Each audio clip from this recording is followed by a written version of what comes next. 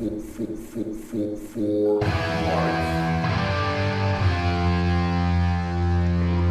Bigfoot Club for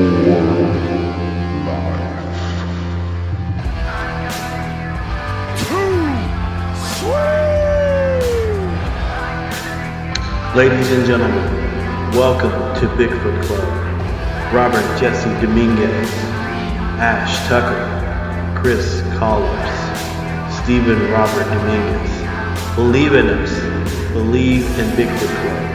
Because we are too sweet.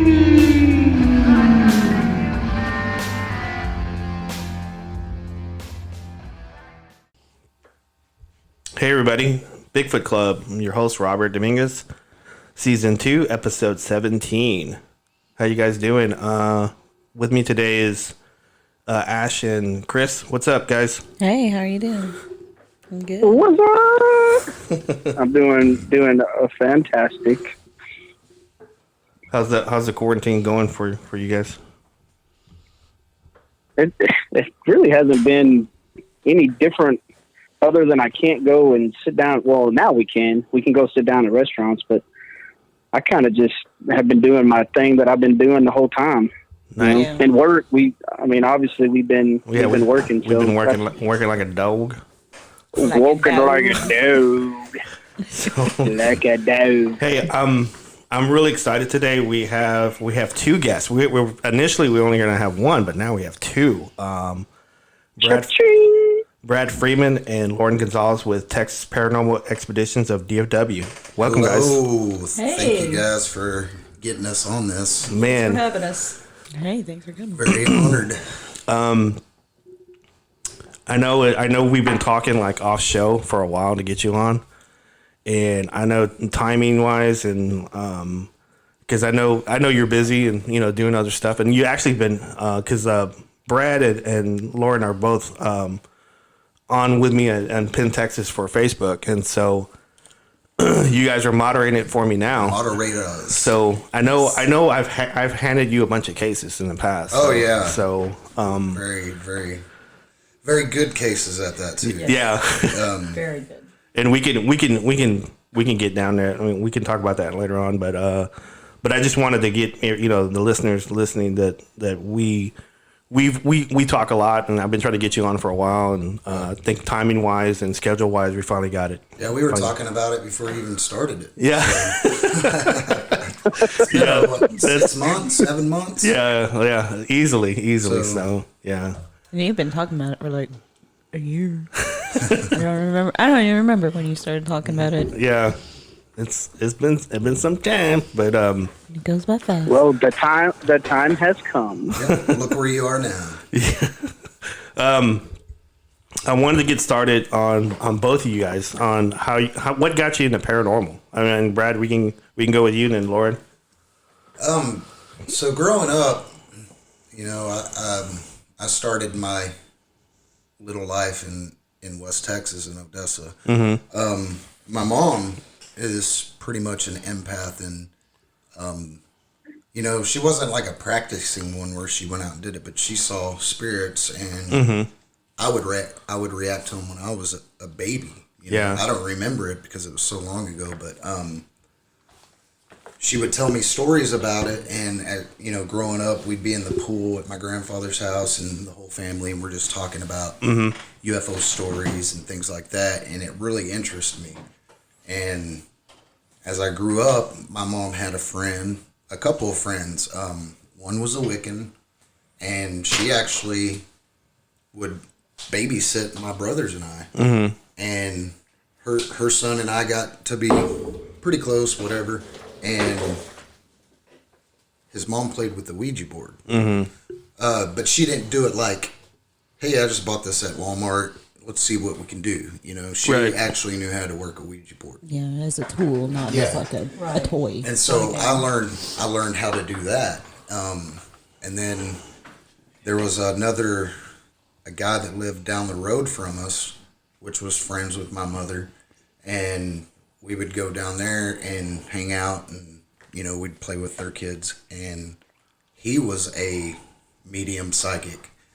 And so he taught me a lot of things too. It was really cool. And I grew up in River Oaks, so there's a place down there called Camp Carter in that area. If you're familiar with kind of by the Lake Worth Dam and all that. Well, Yeah. Rumor was back then there were devil worshippers. And, you know, we were kids and, you know, nothing could stop us. Right. So you were like bulletproof. yeah. So I had two friends that lived on this road, which was Yale.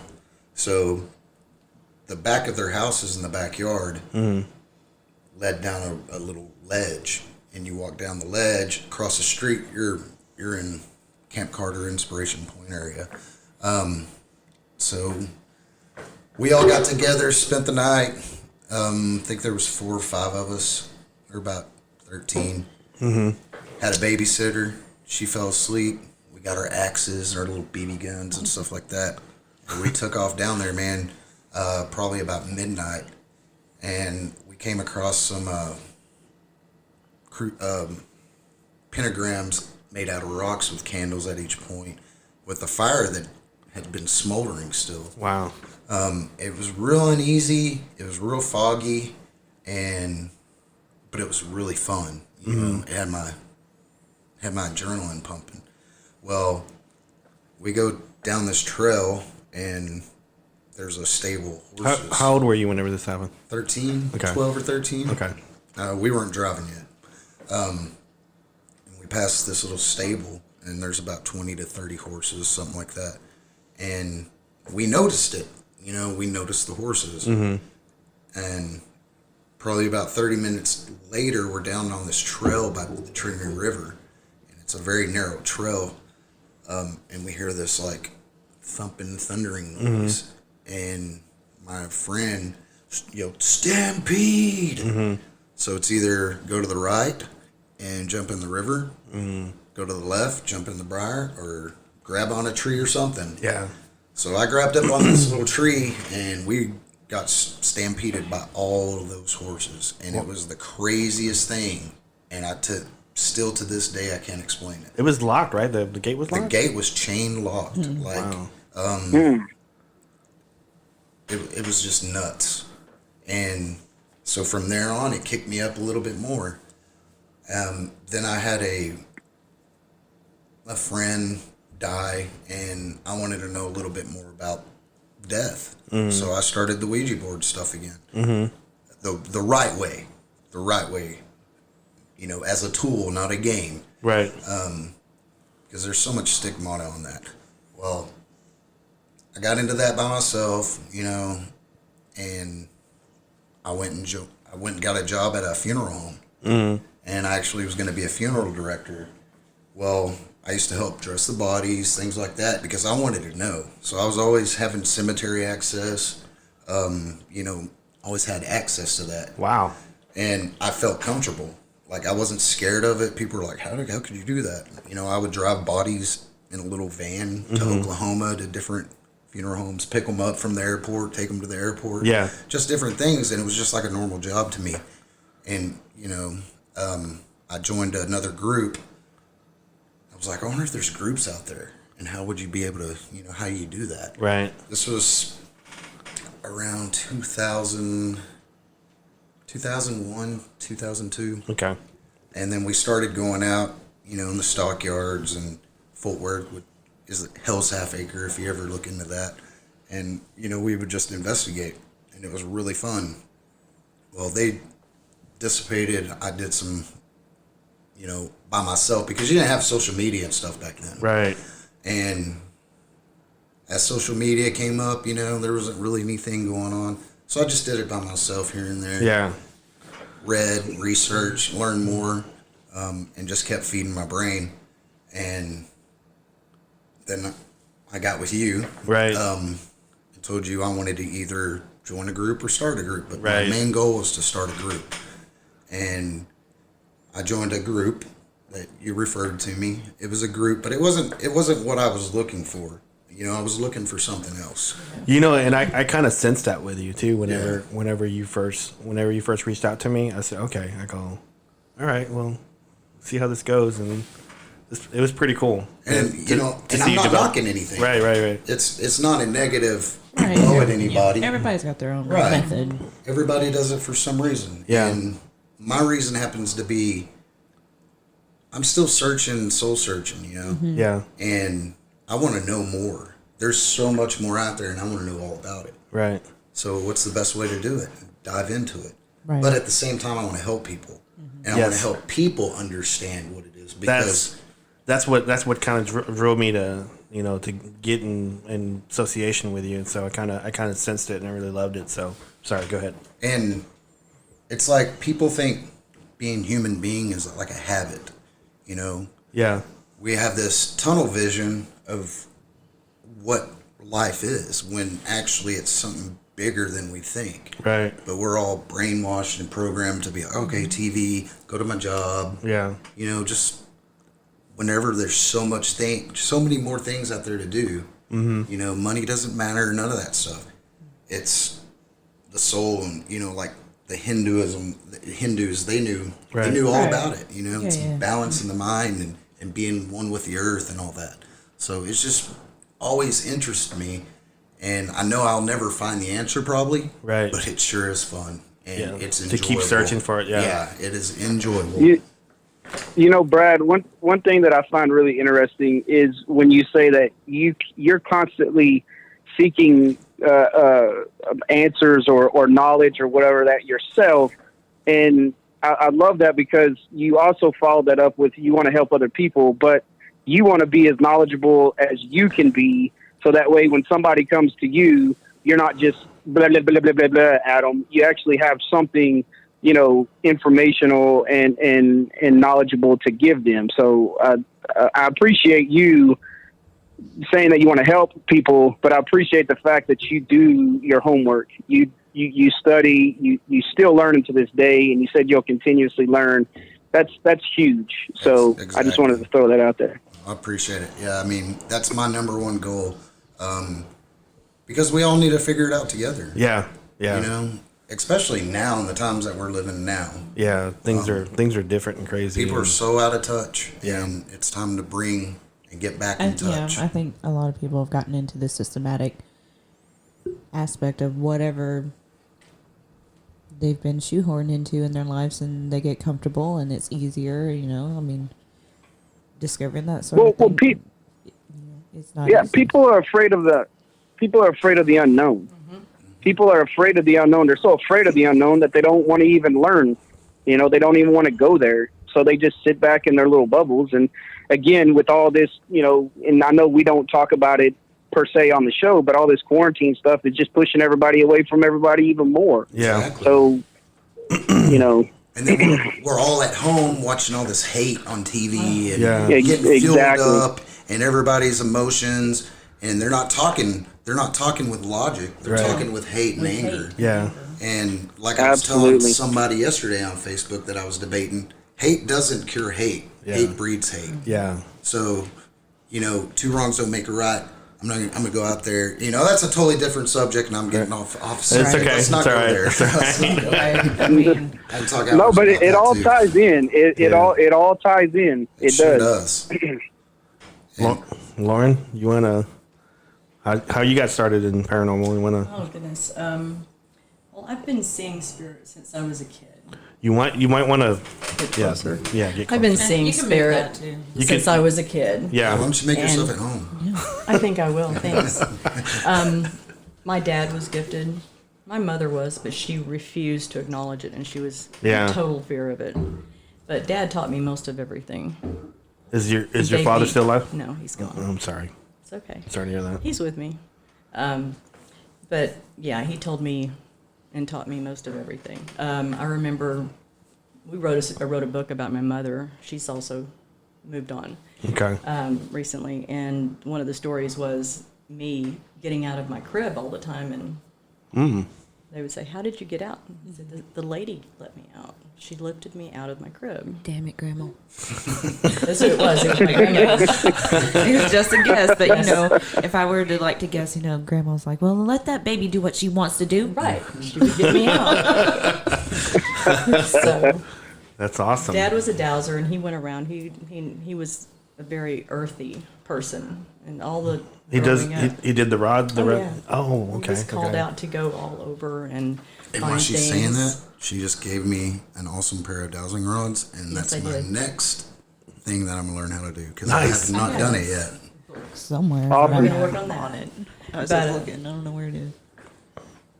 We would go and lay out and on the ground, and he'd say, "Now listen and listen to the earth." Right. And we would do really awesome things like that. So I grew up with that. In my 20s and 30s, I have a few friends. We dabbled a little bit into things when I was in high school. Yeah. Ouija boards, things like that. I had a bad experience, had a couple really good experiences. And then I found a couple of girls and two of my sisters, and we started investigating on our own. No real equipment other than recordings and just going and our senses. We had our senses. But that was my thing. And I sold myself short a few weeks ago. I said it was been around 10 or 15 years, but I think it's been close to like in the mid 90s is when we started Wow. doing that. And just a year or so ago, 2 years ago, I started investigating with a group. And then that led me to meet Brad. That was going to be my next question. Yeah. How did you guys? I mean, I know you guys met Yeah. through this other group, but you guys didn't know each other before joining that group. No, right? No. the funny thing about it is, okay, so I had this thought in my head, and I told you that before I joined Pentex. Yeah. And I knew it was something I was going to do. I just didn't know how fast. And usually the best things at work is spontaneous, you know? Yeah. And that's exactly what this is. I just was like, yeah, this is a great group and everything, but it's not what I'm looking for. Yeah, it wasn't for me. So on our way down to Ballinger, I said, well, how would you feel if I started my own group? Would you want to, join? You can do both if you'd like. Yeah. And she was like, yeah, let's do that. And, Let's do you know, this. I wasn't trying to like steal people from No. anything. Yeah. But, in our group, I always say, if you want to go investigate with anybody, you go investigate with anybody you want to. Right. Right. That's not a problem. But just let's not bring anything out about our group and what we're doing because we have a lot of privacy, Right. Yeah. With our goals clients. that we Yes. try to keep with our clients. So, Right. And I definitely Yeah, don't that's- want people talking about that. That's definitely understandable. I mean, when we had our team, we did a lot more like commercial spaces. Usually people that wanted us to say that it was haunted for Right. business purposes, mostly because we didn't know if we could trust everybody to keep someone's secret information, and plus a lot of times, that was back in 2005 through 2009. Yeah. And that's when all the shows and stuff started popping off. So most of the residential calls we got were bunk, were just people wanting to be on TV because Oh, we were yeah. in network with taps and stuff. But Yeah. that was definitely one of the big concerns. It's like either A, people are just wanting people to come and hang out at their house and invite their friends over and whatever, or B, it's like it's kind of personal. It's uncomfortable a lot of times when we make exceptions, or was when children were involved, Yeah. or Yes. you could really tell that people just really needed help. For sure. Yeah. Anytime Pentex, Yeah. anytime Pentex has got any kind of kid call, we would bump them up. Oh, yeah, for sure. That's a get priority. Get them first deal, first come. And so that was one of Pentex's deals on that. And so I was going to ask you when you're in this other group, and I won't harp on this too much longer, but I could tell when this other gentleman. When I would like give him, because like before you formed a group, I was giving him cases, Right. And like he would jump on them, and then sometimes he wouldn't, and like he wouldn't. It's I reached out to him, and that was it. I said, okay, did you reach out to him again, or did you? It's, Right. no, they haven't called me back. So so that's whenever you formed, I said, hey, I'm gonna start sending some stuff to your way, because at the time I didn't have the manpower, I didn't have the equipment, so I said, hey, do you want this? You go, yeah. Give it to me. And then I gave it to you, and you would like respond right away and say, hey, I got in contact with him. We're going to be out there Saturday. We're going to be doing this. I said, great. I said, you don't have to give me details. Yeah. Just let me know you took care of them. That's all I want to know. And you go, okay. So that's one thing I really, really loved about you. And about your group and how you guys just jumped on stuff and it's, because like Penn, Texas is like the same as yours. Is we want to educate, we want to help, and if people are reaching out to us like to me or you, we're their last straw. Yeah. So we got to help people, and that's the goal. So And a lot of these people are, they want answers, and they want to. Shouldn't feel like a prisoner in your own home. Yeah. So the best thing to do is get it, figure it out. Let's get to a conclusion and get them comfortable. Right. And that's what we do. Find a You know, solution. more often than not, too, in residential places, we found practical reasons why these people were feeling that way. Like, one house we called the demon house because that's what they thought was going on. Bad wiring is all it was, and it was their child was in a new addition, and like his clock radio and the fluorescent lights in his bedroom. It's like it's surprisingly that he's not having seizures. Right. Wow. And just we debunked all this stuff, and they had another team come in before us, and just scared the crap out of them. And and then later on, whenever we found practical reasons for all this, it's like they were just like so relieved. It's like, okay, that's something we can fix. And how many times have we talked about that on this show about how, number one, you want to give the client the best possible state of mind that you can give them whenever you leave that investigation. And there's so many groups out there that all they want is to scare them more, so maybe they'll come back. right. Or maybe they have somebody else in the wing waiting that they're working with that'll come back. They want to scare them and keep them freaked out. Which, whenever there's a kid involved, that's the last thing you want to do is want that kid to be scared, afraid. Even if it is an infant and doesn't really understand, the infant understands that it's scared, it's afraid, and it doesn't want to be there. Yeah. right. And they're going to carry that with, the rest of it. Yeah, You always hear these stories Exactly. when I was a kid, Exactly. blah, blah, About blah. the fear. Right. So, And see, a lot of that too, people, they don't really care how it affects their clients. They just want a good story for the website. Yeah. right. And, Absolutely. Absolutely. we're And, just not about that. and see, and that's the thing, it's like, hey, look what I caught. I'm not here to prove anything to anybody. Right. I'm not. It's about Exactly. That's not my goal. And we I'm don't not put here our to videos make out you there. believe in ghosts. I'm not here to make you believe in the paranormal. If you want that, go somewhere else. I want to go into an investigation and not find anything. Exactly. just That's the truth. that's the I mean, difference. More or Yeah. less. It The doesn't truth, matter. yeah, absolutely. It doesn't with The truth. any of this stuff. It doesn't matter to me if I prove or anything. I just want to know why. Yeah. And then people want to be, it's like, I don't want to feel crazy anymore. Yeah. I don't want to Yeah. think that I'm crazy.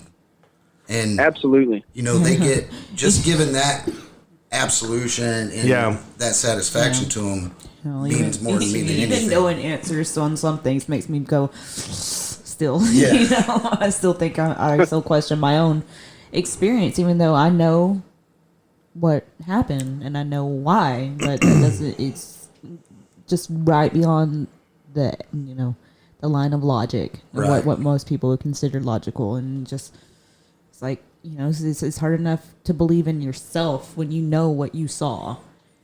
And then, to be professional about it, you have to make sure your team is 100% professional. Yeah. Absolutely. Because it's hard Yeah. enough to get a case when the person does believe, but when they don't believe and they let you into their home and do an investigation, and maybe you got somebody on there not taking it serious enough.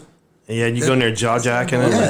Yeah, it took a lot to get in that home to help these people out, Yeah. and now you're just gonna screw it all up for somebody else that maybe could help them. Right. Yeah. And how much trust does it take for somebody to let you into their home? Oh, And Oh, you're let's just set up stomping. cameras and Exactly. And that you're just stomping all over that trust and all over just straight disrespecting, and it's absolutely. and the thing about that too is that's one of my specialties. So, I'm good at talking to people and because I understand, and I like the investigation, but at the same time, I have clients right now that I've been talking to for 6 months that still have not set anything up because they don't know. They want to know more about me. Right. And if you can't put that time in, then you don't need to be doing that. Yeah. Go do Yeah. your your haunted hotels and Yeah. stuff like No, that. You I know? think a lot of people, Yeah. that was kind of a problem that we had was people didn't want to put the time in. They wanted to show up and for all this cool stuff like they see on TV to happen, which they don't realize that takes like probably 24 hours of filming for 5 minutes of content. And, Correct. you know, and then they'll be like, y'all don't know what you're doing. You know, listen, Yeah. you're going to go and like, psh, you're not going to get anything better. I wanted to ask you guys what are your thoughts on because I had a couple guys approach me on Penn, Texas about get rid of ghosts for a fee. I can't stand that. Oh no. If you want to get paid, go be a plumber or Go- something. To me, that Find a just, profession of some sort. I mean, A trade. you're just trying to make money off of somebody else's Fear. being tormented in Yeah. fear. And Heartache, yeah. Exactly. that's like, hey, Yeah. you need to pay me to come to church. You know, that doesn't make any sense to me. Yeah, because I had this one guy. I don't think he was. I don't think I let him into Pentex, but he messaged me like he asked to join a group. I asked him to answer the questions, and then he responded back by saying, "Hey, I'm a professional. I get rid of dark entities and demons." And he was like $500, and I go, "What?" I go, "No." Sounds like Sorry. ransomware. It's a snake oil salesman. Yeah. People been doing So I wanted your take on that. So what you Oh, thought of that? I cannot stand it. Robert, you should have told him I'll give you 5 squeezes and 10 hugs. I know, right? Even people trying to donate to us, like, oh, thank you so much. I feel so bad if we don't. Yeah. No, I don't. know, I'm right? not in it for that. Yeah. Keep your money. Yeah. Donate it to a charity or something. So that's good. I kind of felt that, but I kind of knew that about you. But I just Yeah. wanted to. I can't. I wanted to stand get your take on it. So. and if you're in it to So- get famous, Yeah. please go somewhere else. Somewhere else. Go to Yeah. acting school. Go to Hollywood and Yeah. go like that. You know. Don't use other people to get famous. Don't Right. do it. It's And just it's it cool. sucks. All these shows popping up on TV. Is it? No, I'm being very sarcastic when I say that because it doesn't point out what a real No. Right. investigation consists of. Right. And Because- a lot of it is heavily edited. It's like, you It know, is. we'll talk about it. It's reality TV. Yeah. Even with like the realest, most real reality TV that you have, they still do pickups, they still do reshoots. And so that to me is just saying, hey, you know, this is partially There's nothing scripted. reality about reality TV. Yeah. No, Nothing. There's not. and there's always some kind of subject on every subject. Yeah. You want to watch. You want to watch. You know, little people date big people. Yeah, Yeah. they got it. You know. Yeah. There's It's out there somewhere. Yeah. And Yeah. Famous basketball people and stuff like that. And their wives. I just watched Survivor and Vanderpump. I know I said earlier that I gave you a bunch of cases, and we don't have to talk about their names or locations like that. But do you want to talk about some cases that you've worked on and Yeah. you guys collaborated on or something? So one of them, that the subject we were just talking about, he spent $150 for somebody to come out, and they didn't do anything. Really? It was still there. It was still there. He told me, he's like, yeah.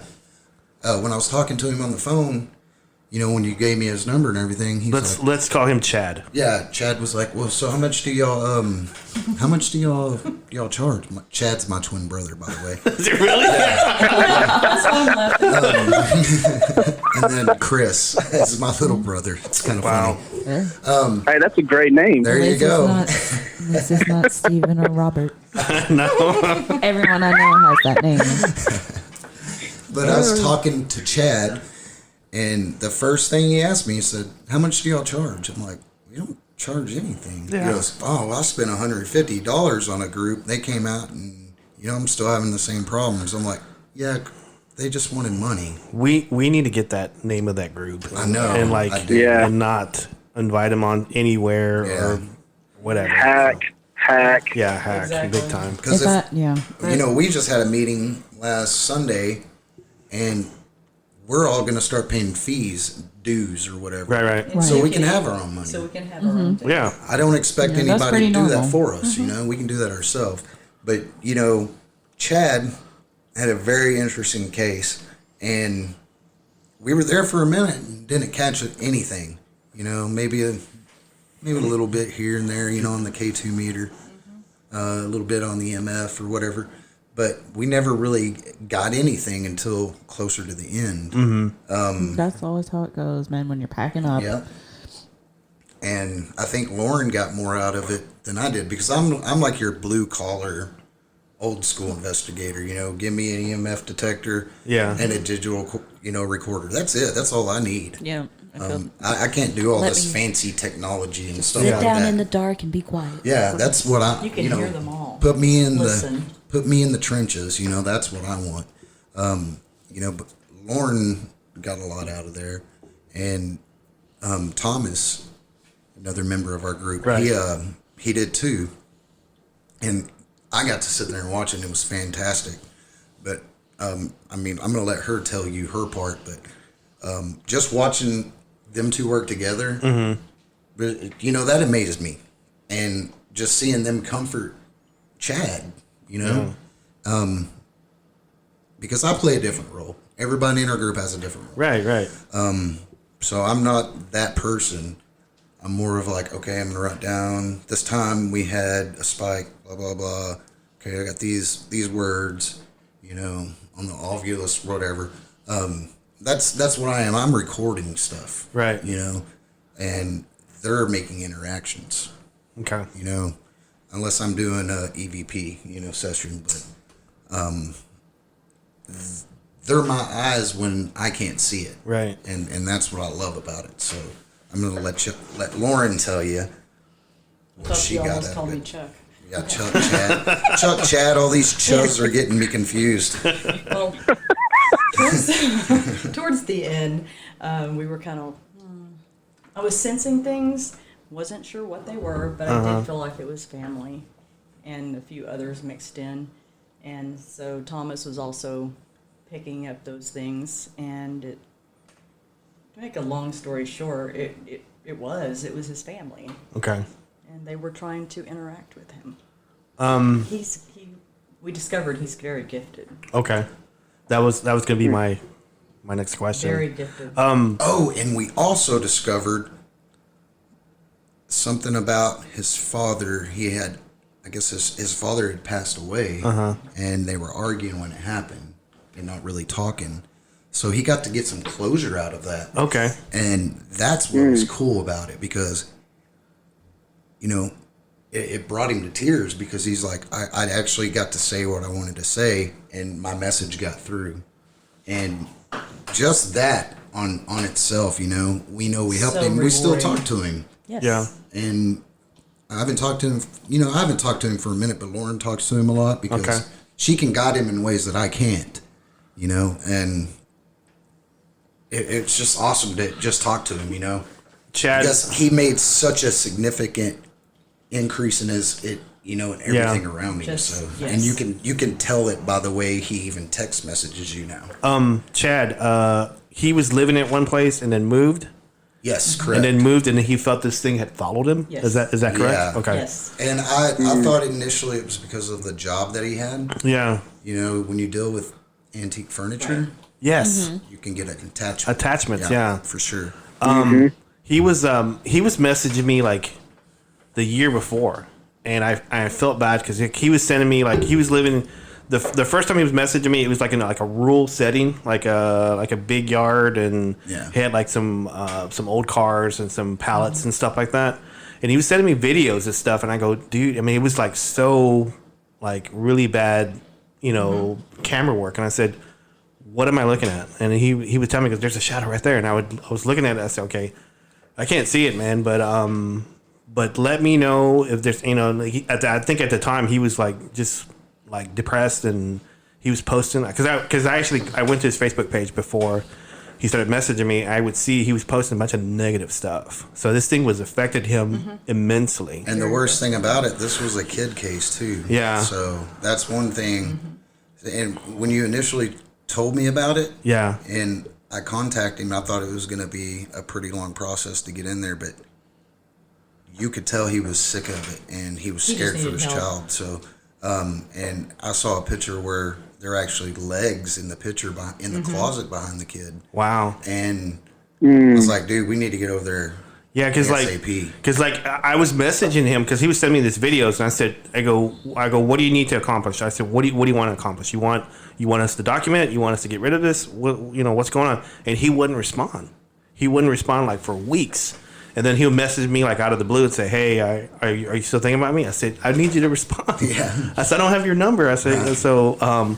He finally responded a couple times, and then this is whenever you joined. I said, hey, I'm gonna hand this off to you at the 1 yard line. So go over here and score. That's awful nice of you. And I wouldn't say that we scored, but he did. He did. Yeah. So well, you helped him. So he's like he messaged me like right after that, and he was thanking me, and he says, "Thank you so much for all your help." I said, "Hey, everything goes to Brad." Because I go thank him because he was the one that did it. So, but everything goes to my team because right on. They do more than I do. I think I get it. I get it set up, and I try to learn more from them. Yeah. Because I'm not an empath, and if I am, then I block it out. But I'm not. I block a lot of that stuff out now, just because I have children of my own. Right. And it just kind of turns into habit eventually. Yeah. Mm-hmm. So I've been opening myself up more, learning about the spiritual part of it. Mm-hmm. And it's fantastic. And I remember what I used to be like, I was more complete and balanced and happy whenever I was that way.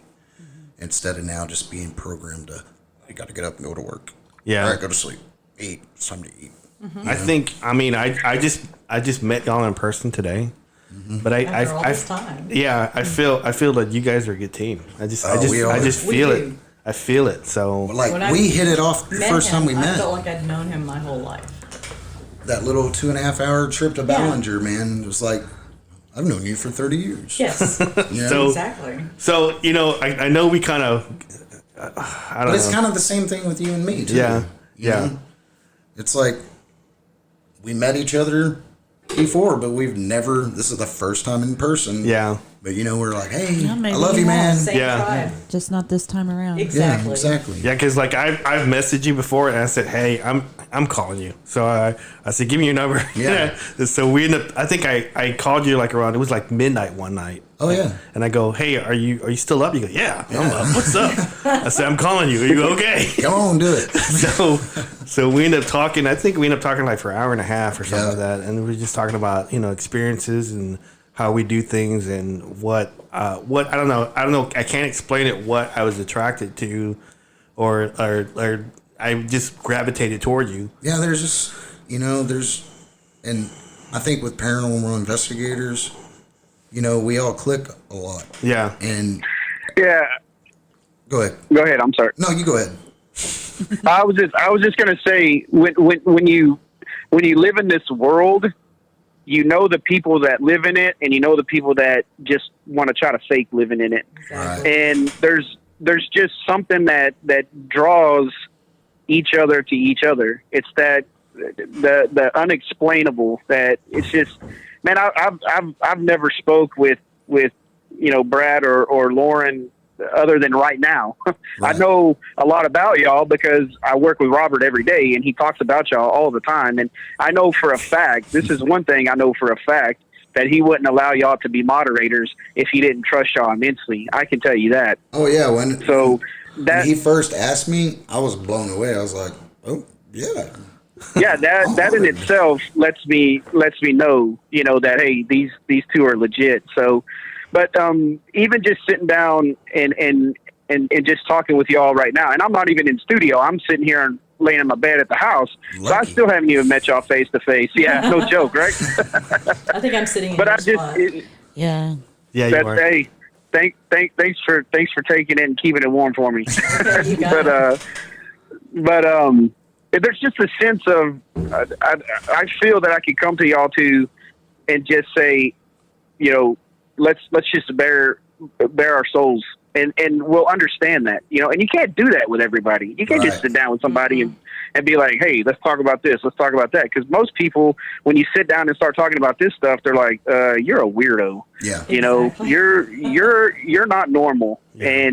But it's not about being normal or abnormal, because honestly, none of us are normal. So What is normal? what is normal. Yeah, exactly. So I just, it's just that aura that we all live in, and we just relate, So Yeah. I wanted to ask. It's like I we're wanted more to ask Lauren. open-minded. Exactly. That's a great way to put it. I wanted to ask Lauren, going back to the Chad situation, because I love how Brad says he's back there and he's like the scribe. I love that, because that's kind of the opposite of me. I want to talk. So I want to go back to Lauren and ask, whenever you approach this, what was your approach to this situation? How did you approach it, and how did you kind of walk through it? If you don't mind, if you don't want to answer, don't answer. But if you don't mind, With Chad's case. with Chad's case. Do you mean how I talked to him about it, or tried to explain it? Yeah, how just kind of explain the way that you walked him through it, you helped him through it, because obviously he got something great out of it, and just kind of walk through that how that played out. It was really simple, really. I knew it was family. The more towards the end, he was sensing, and he said, "I do feel like it is some of my family, or someone of my family here." And so we started talking to him about it. What else do you see? How do you feel? And he started opening up a little bit more about that. So it kind of took off from there. And we explained that he's go ahead. gifted. Sorry. He has gifts that others don't. Not everyone has. So you helped him just basically open up himself. Yes. And realize, and I love that. And I was hoping you were going to go there with that. That's what I was hoping, because so many times whenever you go into a situation, it's somebody being so afraid just to open up to who they are and what they have.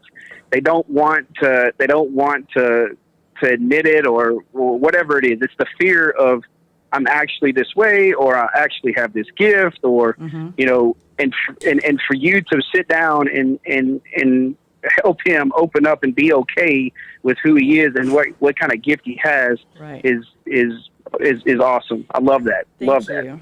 And we just encouraged him to talk to them, communicate with them, and then see what happens. And that is exactly what he did. And that was the first case. We were small then, and it was on a weeknight, wasn't it? Yeah. I think so. I think so, yeah. It was like a Wednesday, or it was a Wednesday night Thursday or Thursday something. night. Well, Thomas just joined, and it was our first time to investigate with him. And man, it was like the same thing with Lauren and Thomas, just working together like they have, 100,000 times before. You know what I loved about that is that when Chad joined the group, because I was trying to get him to to join the group, and he wouldn't do it. And I got him to join the group, and then you got set up for the investigation. You resolved his issue. Then later on, when I was because I post a lot of stuff, and he was commenting on it. Like before, he wasn't even doing that. Like he was just like in there just to get help. And I understand that. I'm you don't have to post stuff and to be in our group. But he was like responding like in a positive way about stuff, and that's what I loved. I said yes. He got him to open up, and he was able to be himself and just like respond like a normal person and not be tormented or scared. So that's what I loved about it. Yeah, that's that affirmation of he got the help he needed. Yeah, that's that affirmation. And it's like Matrix. Are you going to take the red pill or the blue pill? Yeah, It opened his eyes to what is really out there. Yeah. Because people are scared to do that. And several weeks later, he contacted me and goes, "Lauren, I'm seeing them completely now. Yeah, I can see everything." And like Chris said, a lot of people are afraid what they don't know. Yeah. And they don't want to know. So it's like, I'm going to get in my bed and put my covers over. Yeah. I feel bad when I couldn't help him right away and he didn't respond. I said, man, I feel bad. And there's been a couple cases in Penn, Texas where people reach out to me and I try to respond to them. But if they don't respond back, I can't do much about it. Same here, I think a case. They got to want it. Yeah. Yeah. Because the case that you gave me, it was getting set up and boom, Didn't hear from him ever again. Was this the one where the husband was involved and he didn't want anything to do with it or something? No, that's a different situation. Okay. That is madness. It is madness. This one was through per Tanya through Pentex. Okay, all right. So, and she's a first responder during all this, so I can understand. I'm sure I'll hear from her here. Yeah. But she works in the medical field, so Okay. you know, I'm sure she's very busy. You know, because I don't work in the medical field, but I sell to the medical field. Yeah. And they're working some crazy hours right now. Right. So, it'll come around if it comes around, you know. Yeah. I don't try to force it, and I'm not really persistent on it, but Yeah. I will be like, all right, man, it's been a week. What's up? You know, how you doing? I'll send you a message. Yeah, just keep planting that seed. Just keep putting it out there. I'm here. I'm here. Just like, I'm here when you need me, you know? Do you got Exactly. You got any other cases that you want to talk about, or that maybe you? What's the strangest case you've ever dealt with? I'll say that. That was my question. You stole my question. Strangest case will probably be, I haven't had it yet, but I'm working on it. Okay. Are you able to share some of the? This is kind of a hairy situation, and I really want to. Okay. But I don't think it's time yet. Yeah. No. There's a lot of crazy stuff, and Okay. we haven't even scratched the surface. Right. You can tell us about it later. Yeah, you can come on part 2. Yeah, for sure. Yeah, yeah. I just meant like There you when go. we're done recording, just Yeah. tell us because I'm selfish. I But would like that. I guess our audience can be included too. But probably the strangest was when I first started. So it wasn't really a case. We were just out in the stockyards. And it wasn't the case that was strange. It was the group I was in that was strange. Oh, okay. So I didn't know what a Wiccan was back then. I was ignorant, you know. Yeah. And so they're like, all right, well, we're done. Let's get together next weekend and go through all the footage. You know, y'all come to my apartment, blah, blah, blah. So I get there. And the group leader opens the door in his boxers. Yeah. I was like, hey, did I come on the right day, right? He's It was a yeah. a skyclad. Man, it was at the crazy. Yeah, and I was like, did I come on the wrong night? Did I misunderstand you? He's like, no. I was like, we're watching the footage tonight? Are you, what's going on? Put on And some he's pants or something? he opens the door a little bit more, and everybody's in there having fun together. And I was like, what the hell kind Did of I just evidence step in? party is this? What was the name of this team again? Just for personal reasons. They're not together anymore. Okay. Well, they were all Wiccan. Are you sure? And Are you they sure were they're not having their together little anymore? Moonlight, Yeah. I guess, ritual Yeah. orgy type thing. And I was like, I quit. I'm gonna have to pass on I'm this. going solo. Yeah. I quit. I didn't go back. I was done. Full disclosure, as my own non-denominational paganism, that's not how you do it No. either. I'm not gonna knock sex magic or whatever they were doing, but the standard is usually you let everybody know what's going on beforehand. to You don't the- just spring it on people Man. like that. You Brad, know? it sounded like they wanted to pick up what you're putting down. Yeah, I think I threw out the wrong signal somewhere along the way. It's just like, yeah, this dude's cool. No, I'm not. Sorry if I made a facial movement that Yeah. Indicated. my secret word is not very big. That's probably the oddest story I've ever heard Oh. on the paranormal. Man, Crazy. no, I'll tell you one. You know, what was it? The Con is what it's called now. Yeah. My friends used to own it and they called it the Big Cypress, and it was a coffee shop and upstairs In Jefferson, Texas. in right? Jefferson, Texas. Yeah, and upstairs. Yeah, in Jefferson, yeah. They used to have things like that. So we would have our Halloween parties there, and they had the big old racks and everything up there. And that's how we. God, I would hate to be the janitor there. the janitor. No, yeah, no. I think it was just Hazmat suit. the two of them. My buddies Dwayne He must get and Patrick. pay that But pay that janitor they had double. like a throne and like a ledge that was up on, so you could watch whatever. And Scary. Oh, I will tell you one thing that was very cool. It wasn't even an investigation.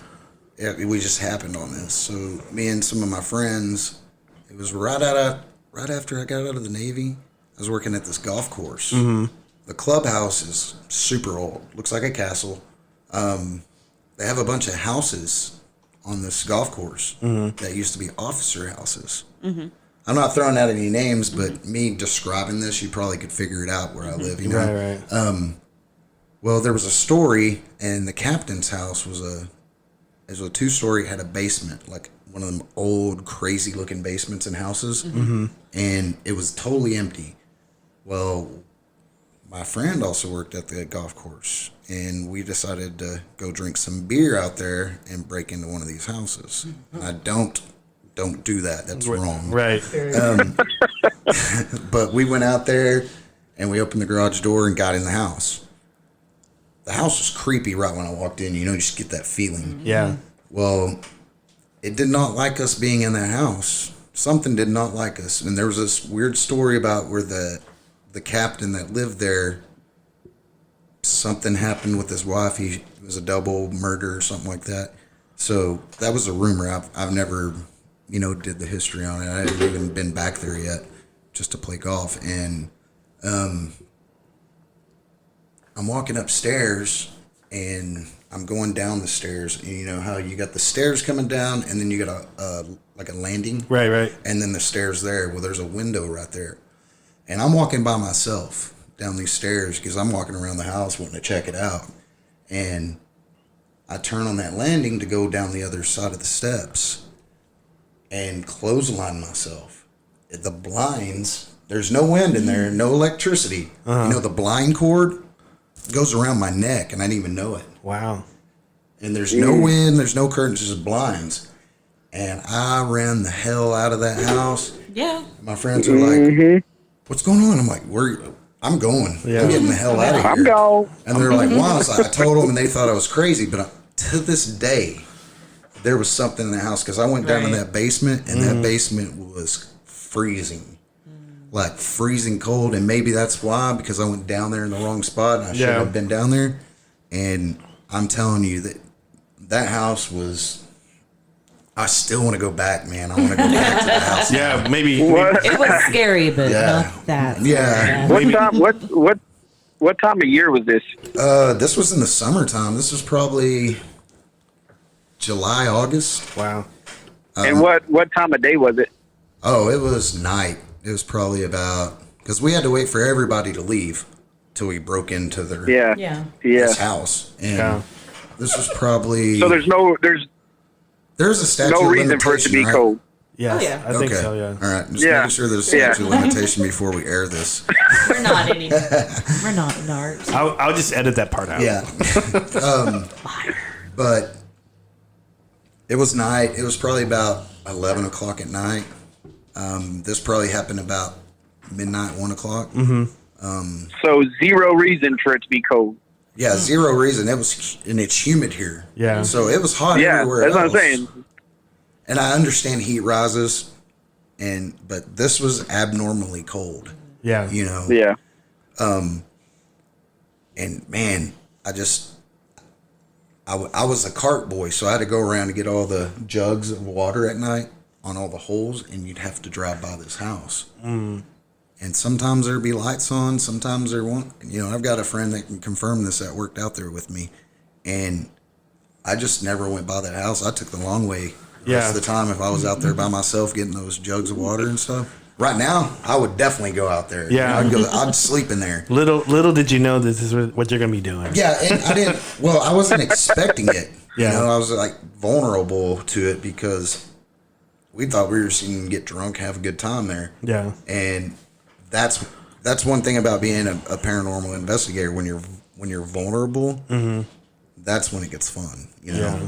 Like I was telling her the other night, I was sleeping, and this was probably last week, and my dog is at the foot of the bed, and he doesn't get up, but he like kind of makes a noise, and he's looking at the corner of the room, and I'm like, what's going on? I wake up and I'm like terrified. I don't know why.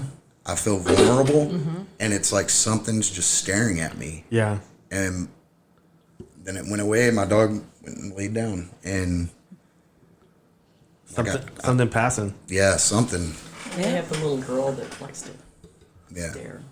So Lauren, you got any strange or weird cases you ever, or just experience in general that you've ever had? Not anything really weird, just the normal. Yeah. I don't know that if there's any. I'm thinking this one that we're going to be coming up on. is Yeah. gonna be Yeah. the big we've one. had to turn down some cases that we've gotten Really. because there were totally drugs involved, and Yeah. you know Yes. that's one thing we don't do. Was that the one of the ones I gave you? The ones Yeah. that okay. That one was an odd one because she never responded to me at all. Yeah, it was weird from the get go. You know, we didn't even step in the house, but talking to them, you can tell when somebody's on drugs. Oh yeah. And About it the one we went sucks. to several times Yeah, and and then they show you the pictures Yeah. of where the place is, and it's like you wouldn't let a dog live there. Yeah. You know, Yeah. Yeah. Well, you got to think of your safety too. of course, yeah, Yeah. And that's And the exactly. rat was in the door. Yeah, Yes. it was weird. Yeah, because I think whenever you were going out there, and I was telling you, like I told you like 3 or 4 times, be careful. Mm-hmm. I There was don't something feel not right right about there. this one. I said, be Yeah. careful. You know what? I remember, Robert. I remember you and I talking about this. Yeah. I remember. Yeah, that one was a weird one. So, how about you guys ever had any other experience other than paranormal or no or? Man, I really want to have a UFO encounter. Yeah. I have. Like, that's one thing I've been getting into also. Like, I know there's more life out there than, because we're absurd Yeah. to not think that we're the only, Yeah, that'd be You know. very arrogant. yeah, The arrogant. vastness The of space. audacity of us. Yeah. We're the only ones But, here. yeah, you know, I want to go camping. This summer, we're going camping, and we're going to do some of that. Texas Paranormal Expeditions are going to be UFO hunting this summer. I wanted to play this really quick. Okay.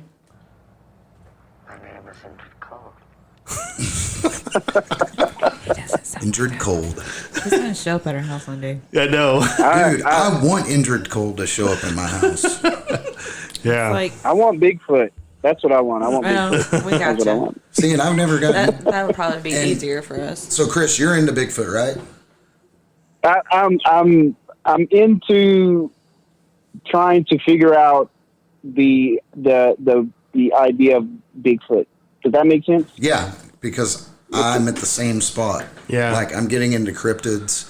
I've been watching a lot of, and you know, the Secret of Skinwalker Ranch that's out that's Yeah, out right now. Yeah. I'm watching that because I read some books about it, and then Dr. Travis Taylor is one of my favorite people in the UFO community because he's not really, he believes in the paranormal, but he always believes there's another reason. Our answer to it. But Yeah. he definitely believes in UFOs. We did an episode on that, didn't we we? did. Yeah. Yeah, we did an episode on I Skinwalker. still Yeah. got sticky notes on the refrigerator right there. And if the government is, or what was the dude's name that worked for NASA that bought the property I know. Oh, I know who you're talking Yeah, about. right. but- Big.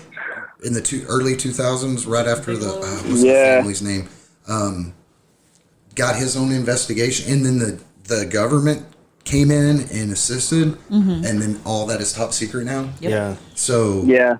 come on, man. Because you There's used to be something able to going go on out there. there. Yeah, you're gonna find something, and then you're gonna make it top secret. So that tells me there's something there.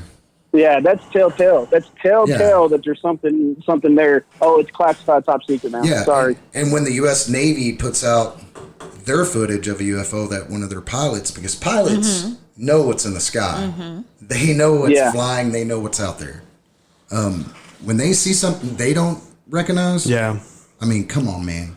Seriously? Yeah. Come on. There's Come on. There's been times when I first started with TBRC, we were going to this area called Area 2. It was over in Sulphur Springs, and it was government owned right next to it. And then we would go down this one route road, and as soon as we would park, and as soon as we would get out of the vehicle, there would be a game warden pulling up.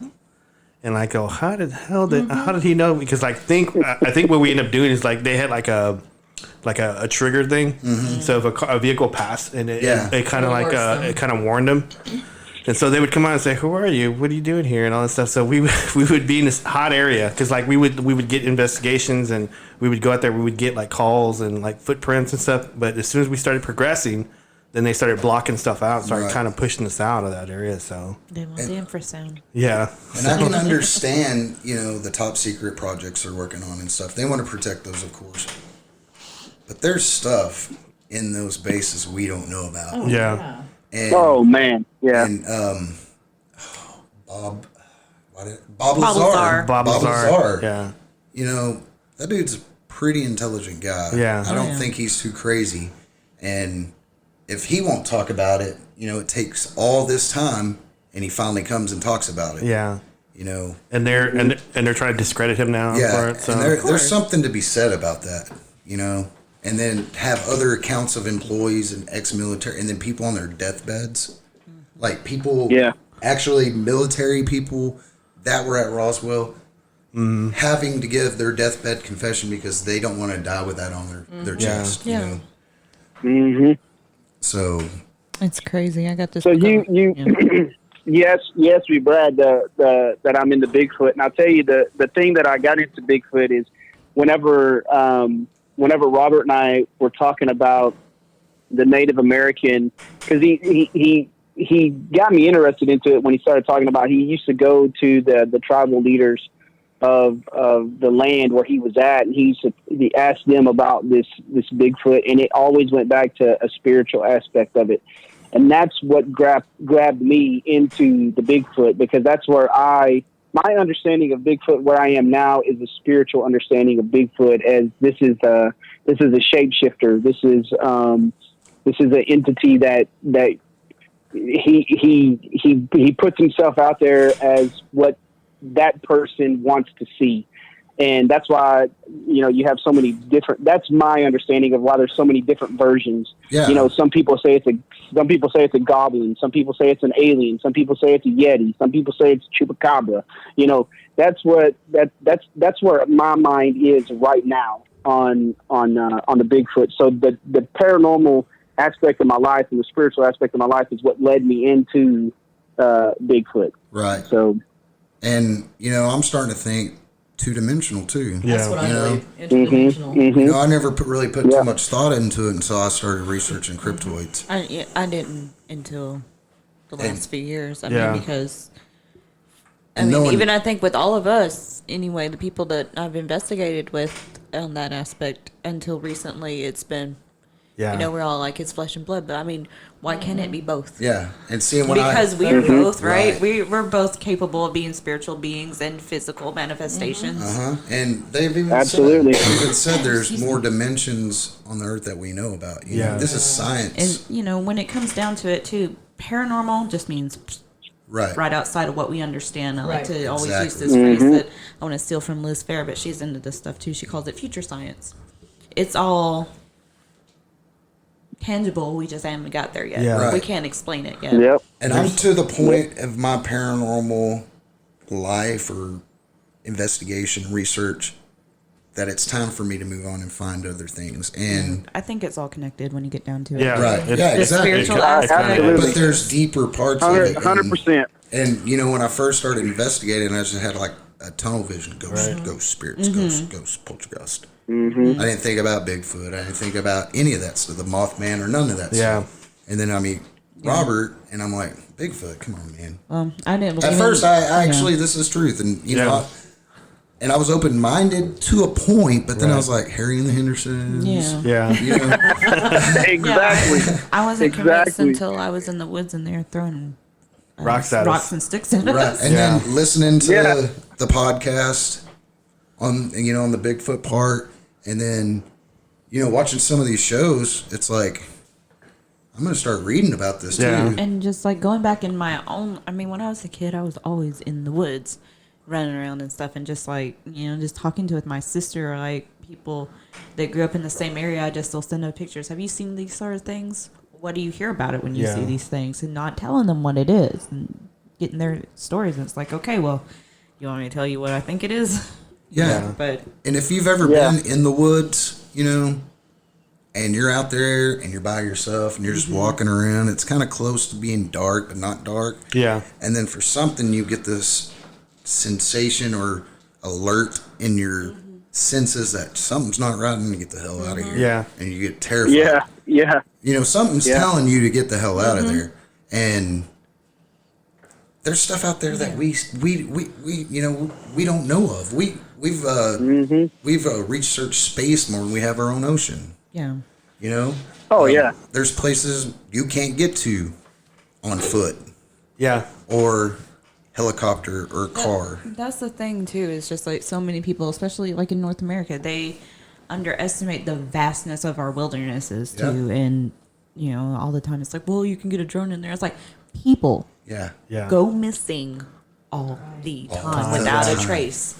And discounting any other, you know, whatever woo-woo aspect, just in the elements, you go to Alaska, 2 seconds later you're gone. Yep.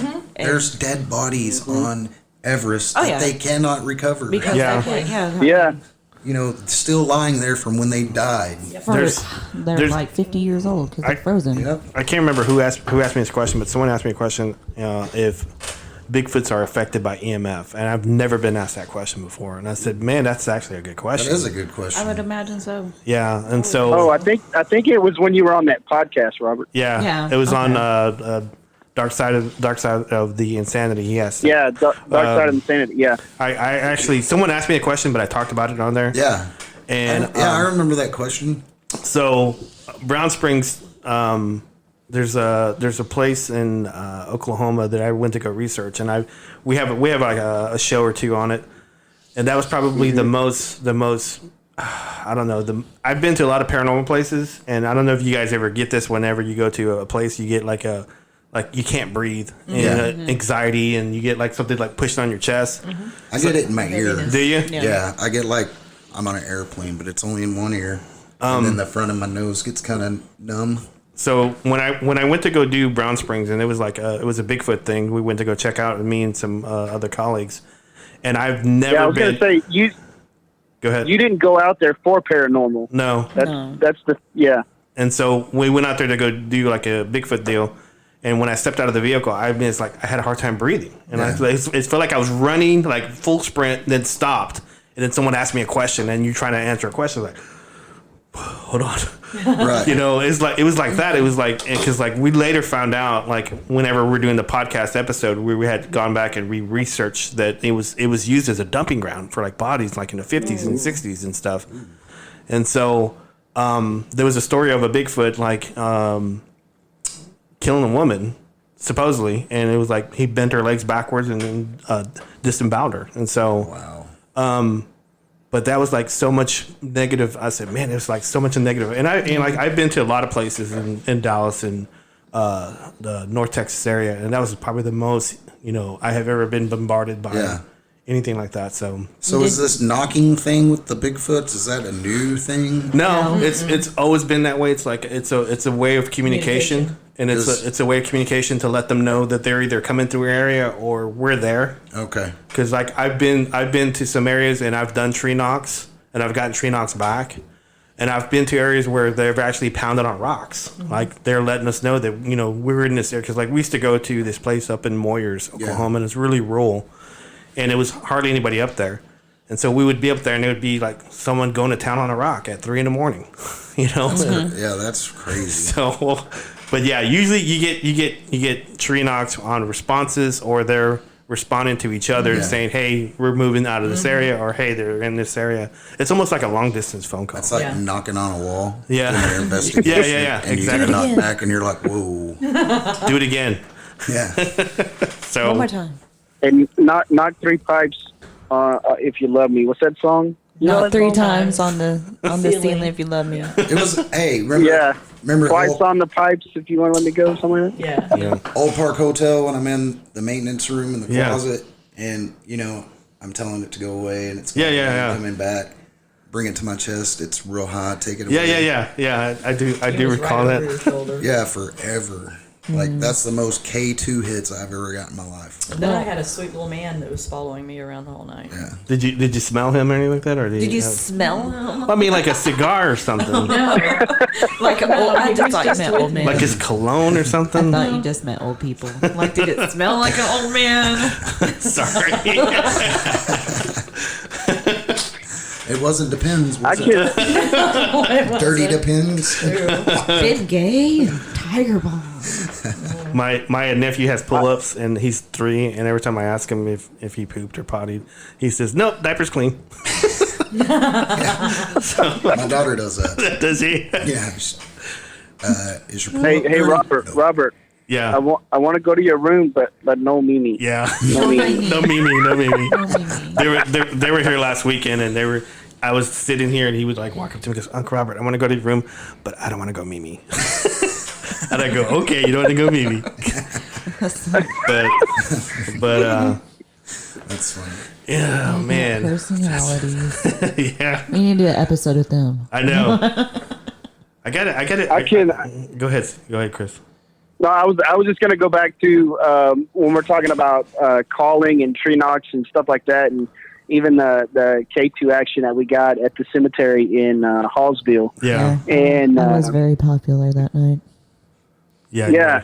I was actually gonna talk about that. Ash, is for some reason something was attached to Ash or wanted to talk to Ash or want something. She was very, very popular that night, but there was a specific area in that cemetery where, man, the K2 meter was just going nuts. Yeah. And it would go up to 20, hit 20 and stay there for 1 to 2 seconds, just going crazy. And it was trying to get at Ash. And that's the most action I've ever had on a K2 meter. That high. Yeah. It Yeah, was with no power out ridiculous. there or nothing. So No power lines, no nothing. Just a bunch of rednecks But, driving yeah. by looking for a party, I think. yeah. Yeah. Let the parties hit the float. Yeah, Let we the had- parties hit the float. They kept creeping, I think. So, Thought but we were partying out in the cemetery. I bet you they thought we were out there drinking. Probably.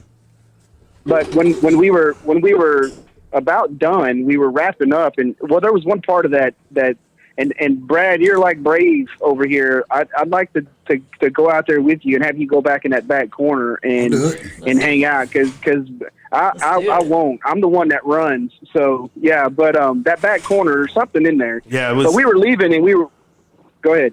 No, I was just gonna say we get paranormal stuff out there, and we also get Bigfoot stuff. So you get I'm down. Yeah, Two for yeah. one. And that's why, that's what I was getting. We were leaving, and as we were leaving, we were going towards the front because we were mostly in like the middle to the back part of the cemetery most of the time. So we were headed to the front gate, and we decided to stop there and do some tree knocks, and then I believe Robert, you did your call first, or did Ash? Did you do a call too? I Yeah. think you did I did a half-ass horrible one. you did a bar down. Yeah. Yeah, I bought It out. works That's right. sometimes. Though for Yeah, owls, so- at least. I thought it was good. But I could. Yeah, I thought it was good too. I thought it was great. I couldn't remember which one came first. But anyway, we were sitting there, and in mid conversation, we hear a loud howl, and then what was it, like 6 of them? Yeah, we got 6 Six of them howls, came back? but they were kind of distant. Yeah. They were kind It of was distant, too hard to and tell. it's kind of hard to tell Yeah. whether they were responding Yeah. to us or there was. It could have very well been another owl. Yeah. Because, Yeah, they when could have we been. lived out there by the river, we would get those barred owls in, and they would do that. Like, I think the males would do, like, the big, regular, typical Yeah, barred owl call, and you get the females or whichever do, like, the little peeps afterwards, and that's what it kind of sounded like. But then again, it could have been mimicry, too. yeah. Yeah. Yeah. But, of course, It I could have go, been. like, it's probably an owl, but it might not have been. And Yeah. that's what makes you want to go back. I mean, That's all it takes. That's it. That's what draws you back. That's what Yes. draws you back, and it's like, oh man, I want more of that. I want more of that. I mean, go ahead. No, go ahead. I was just gonna say I've been in the woods a couple of times, and I've heard like animals call out to me like a horse, and at the very end it goes, "Arr." I go, that's not a horse. That's You never That's not heard a horse. What? You That's never not had a a horse. growling horse? No, no. You just need to I've be had around that. I had that, and I had a rooster. A rooster did the same thing. And I would That ain't no rooster. I would wake up the guy that because we were camping out, and I said, "Hey, did you hear that?" It goes, "It's a horse, Bob." I go, "He's growling."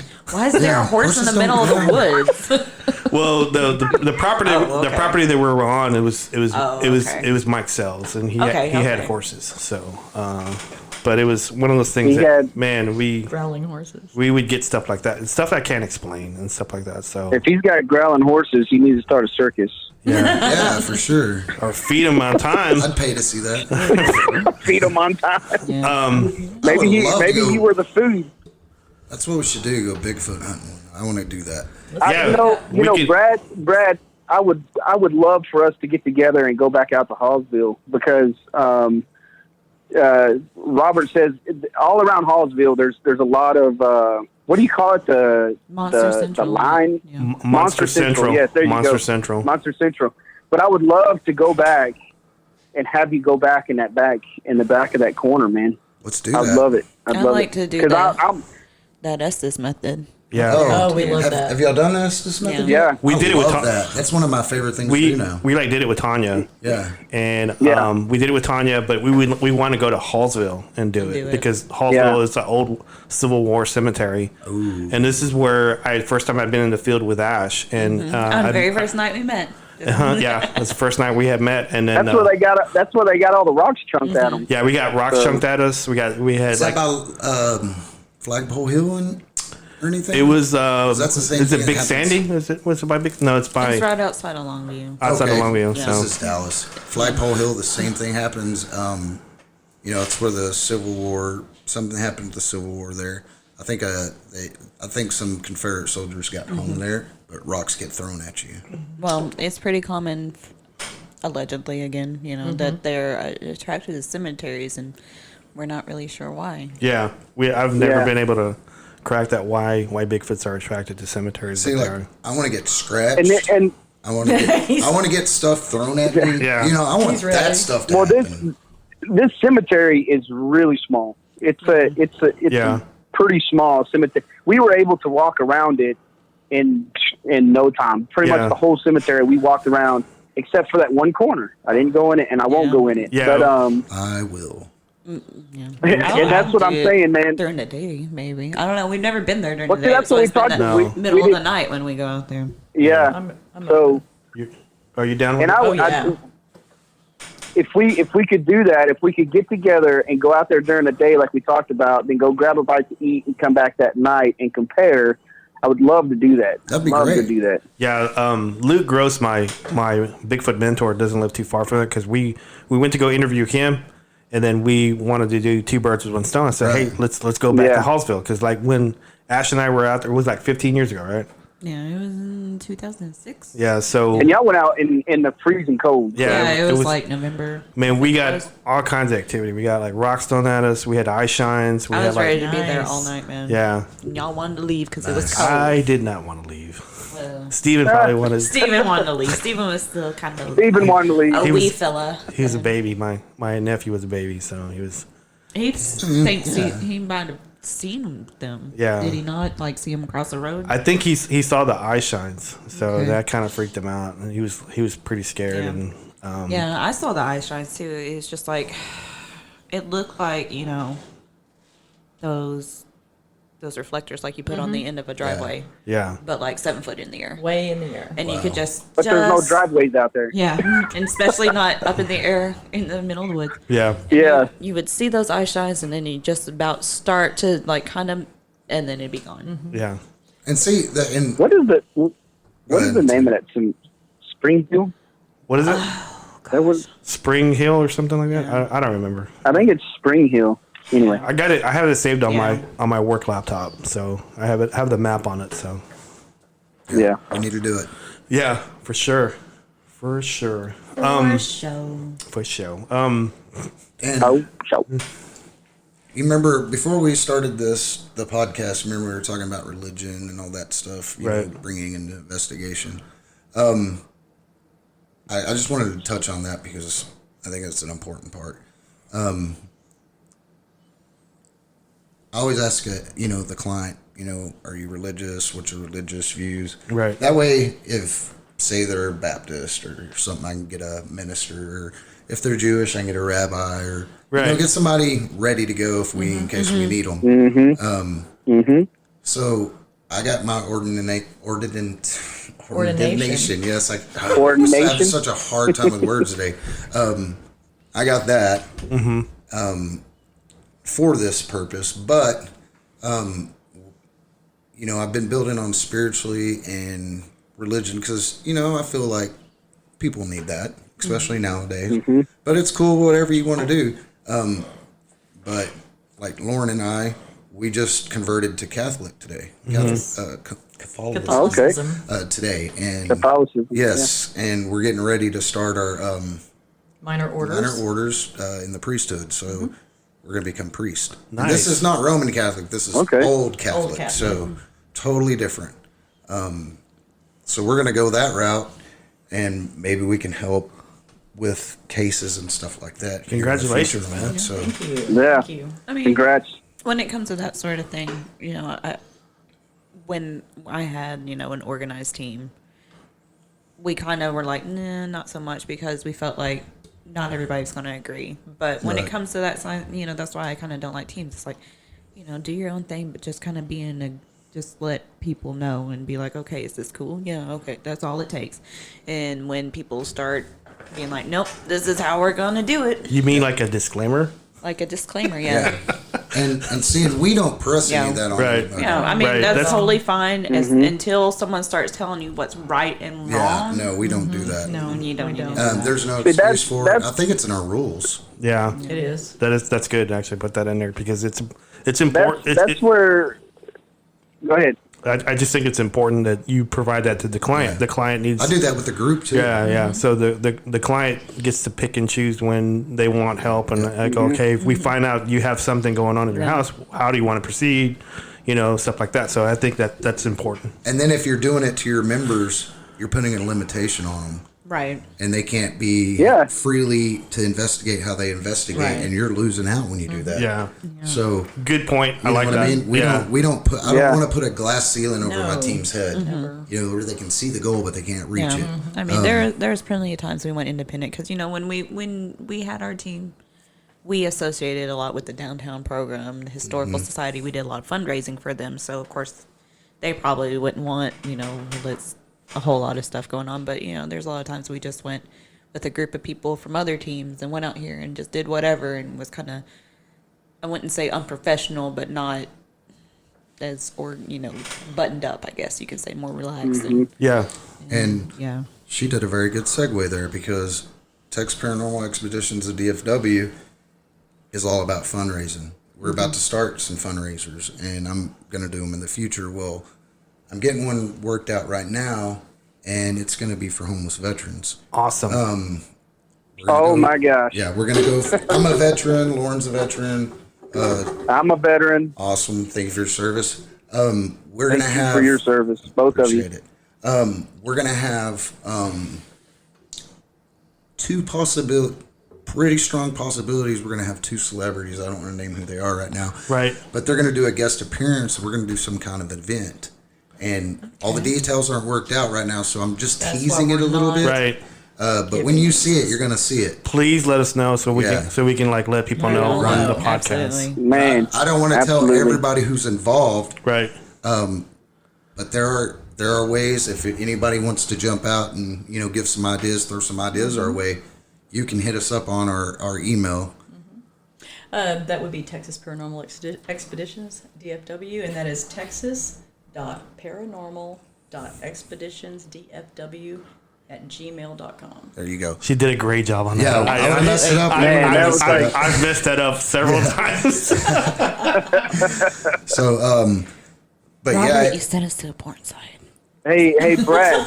I want to tell you, I'm actually on the board and a division coordinator for it's called the Warrior Division. The nonprofit organization that I'm on the board with is called Steel Hope, and the division that I'm the director of is the Warrior division. Excellent. And it's for veterans and stuff like that. So when we get off mic, maybe not tonight, but if you don't mind, if I grab your number, or Robert can just toss you my number. Yeah, he has my number too. And so we can get together and we can talk offline, because veterans are very, obviously I'm a veteran, but we do a lot of peer support and a lot of group support with veterans and stuff. So I'd love to talk to you about that. Yeah, for sure. And we were going to do it. We're trying to do it through the Wounded Warrior Project. Mm-hmm. Mm-hmm. But they're really hard to get a hold of right now. They are hard to get a hold of. So. One of my best friends lives in Denton. He, Steve D. Wilson. Yeah. He does this with this organization called Operation Encore. And their whole thing is community outreach and to help veterans or active military. They're also musicians get their product out there, help them record albums, help them book shows. Maybe we can do it with both charities. It is very possible. I mean, I'm not sure exactly. But yeah, the more the better. Yeah, the more the better. I would like to do whenever you get this out and going. I'd like to do a podcast out there while you're doing this. For sure. So we could just like nab people and just like get them to talk on the mic. And then there's a couple of people that I might want to get on mic for you that you can interview. Because I don't want to say their name right now, but I think their involvement would be great too. I just want this to be like a pretty good thing so we can raise some money. And with these two charities, maybe it'll go to local people that need help, vets that need help instead of internationally. I know with his, I think they're based out of San Francisco, but they have, he's in Denton and it's just all over. Yeah, so and we can help internationally and local. So whatever we need to do. Still Hope's headquartered in Mineral Wells. Yeah, that's where that's actually where we want to have the event. What a coinkydink. They have a ranch out there. Still Hope has a ranch out there. Yeah, we'll definitely get together for sure. We got to talk about this off mic. Yes, and we do. And see what we can do, because veterans are near and dear to my heart, and I don't. Anyway, let's talk about it off mic. I don't want to. I don't want to get out too many deep. Yeah, we're edit. This is the inside joke here. We're 1 minute and 26 seconds in. Well, did you notice that one word that just happened? What? Synchronicity. Yeah. That means we're on the right path. Everything happens for a reason. Man. So I got you set up for this just for that. Yeah. I mean, it was like it never stops, man. So awesome, man. I really appreciate. Thank you guys for letting us come on here. Thanks for coming, man. I feel that there's still more you could talk about. I could go on forever, all night. Let's work a deal where get you back on, like a part 2 to this. Okay. And I got to get you back on because I just think we just touch just like the tip of the iceberg on stuff that we. Way with everybody. Absolutely. Yeah. I hope it flows out like this on Tuesday night. It will if you carry it. Yeah. So I'm going to be on a radio show. It's what through Junkyard Radio. Yeah. Let's go ahead and plug that. You're going to be on the Dark Side of the Insanity on the Paranormal Junkyard channel on Tuesday night at 9 a.m. with James. Or p.m. 9 sorry. p.m. Tuesday night at 9 a.m. Early night. Depending on where you live. Right. With James. Talk about dimensions. Yeah, I know, man. Hey, my life's been pretty crazy these last couple of weeks. So I have a lot on my table. This is pretty much Brad Freeman week. There you go. Isn't it, Brad right? Freeman week. We need one of those. We're having it now. You're on the podcast. But we need to get in the first week of June shall be government involved. So put it on a calendar. Yeah.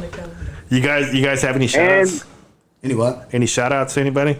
Yeah. Actually, I want to shout out to my best bud, Michael Bradburn. I also want to shout out to Dan and Connie Lefebvre, I'm sorry. In Old Park Hotel. Old Park Hotel in Ballinger, Texas. Yes. And I want to say hey to my team, Thomas, Tim, Crystal, Rob, Allison, and Stephanie. Stephanie is a really funny person. I have fun with her. Okay. Like, we have a good time. We have a really good time. Lauren, you got anybody you want to do shout out to? No, nobody? No, I can't think of anything. Oh, come on. Yeah. Without you guys, we wouldn't have a team. It wouldn't be us. Yeah. We want it. Well, we're happy to have you on, and we got to have you back on, man. And Pentex. Yeah. And Pentex, yeah. Love Pentex. Thank Probably you guys. one of the best paranormal groups I'm on Facebook. I appreciate that. The only paranormal group I'm on Facebook Yeah. because I hate Facebook groups. Yeah, Yeah, yeah, and I know you're doing it. You know, but the structure of it, You know, I pop in every now and again, shake shit up, and then leave. yeah, like the structure of it just Yeah. is awesome. yeah. So I agree. Thank you. So we're gonna call it a night. Yep. And thanks Sounds for good. being on, and let me know when I'll post that other interview with Cool. Dark Side the Insanity. and if anybody has any questions out there, just DM me on Facebook. Yep. I'll answer your questions. Yep. Thanks, guys. Thank you. Thank you.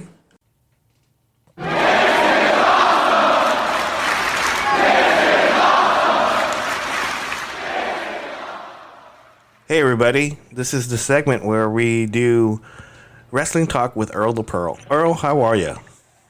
I am well. How are you? I'm still working like a dog. I like the way you say dog. That's cracks me up. that's actually from I love you, man. I love you, man. So, and we can jump right into it. Did you watch Double? Yeah. Did you watch Double or Nothing? You know I did. Man, You know I did. Oh, so good. Like, it was probably like the best pay per view of the year so far. I want to say I that. think so. I just like, so like I have a thing. Like I know with wrestling, everybody has their own opinions. That's what's great about wrestling. You may not like something. That's cool. That's your opinion. I like something. But like, my favorite thing out of everything is when they make something that you absolutely know does not have any impact whatsoever, and they sell it.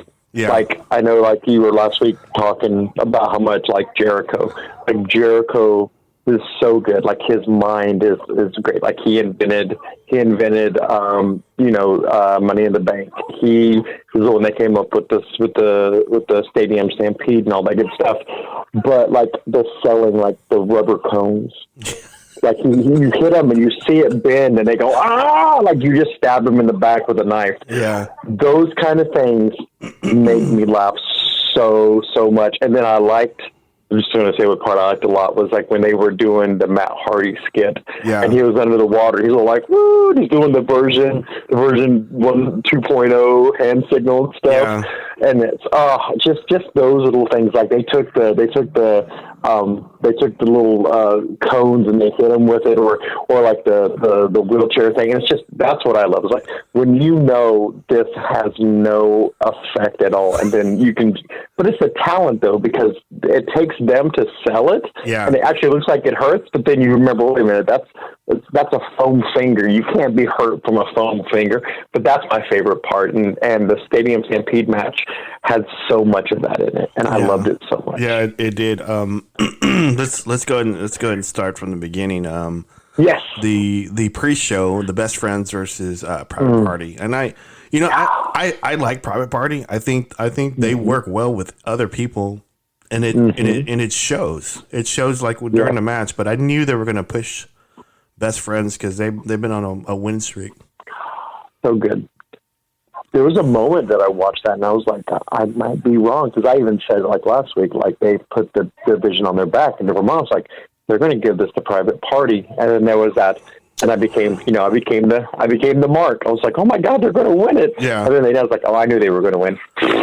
I was rooting for like my son, like he watches, like we watch like Holy Moly or Ultimate Tag or wrestling, and he'll root for the person, and right before they get to the 3 count, he's like, oh, this person, yeah, I was right, I picked the person to win. And that's what it was like. It's like, oh, Private Party's going to win.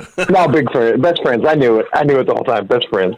So that they got me on that match. They suckered me in. What I like about AEW is that they actually listen. They actually listen to. It seems like they're listening to the fans, because their writing kind of shows it, and then like they push they push the people that you think that they're going to push, and it so far I haven't seen any surprises whenever it comes to pushing people. So I kind of like it. Now the one that when we get to the whole mystery man, like I knew they would probably push the mystery man. Yeah.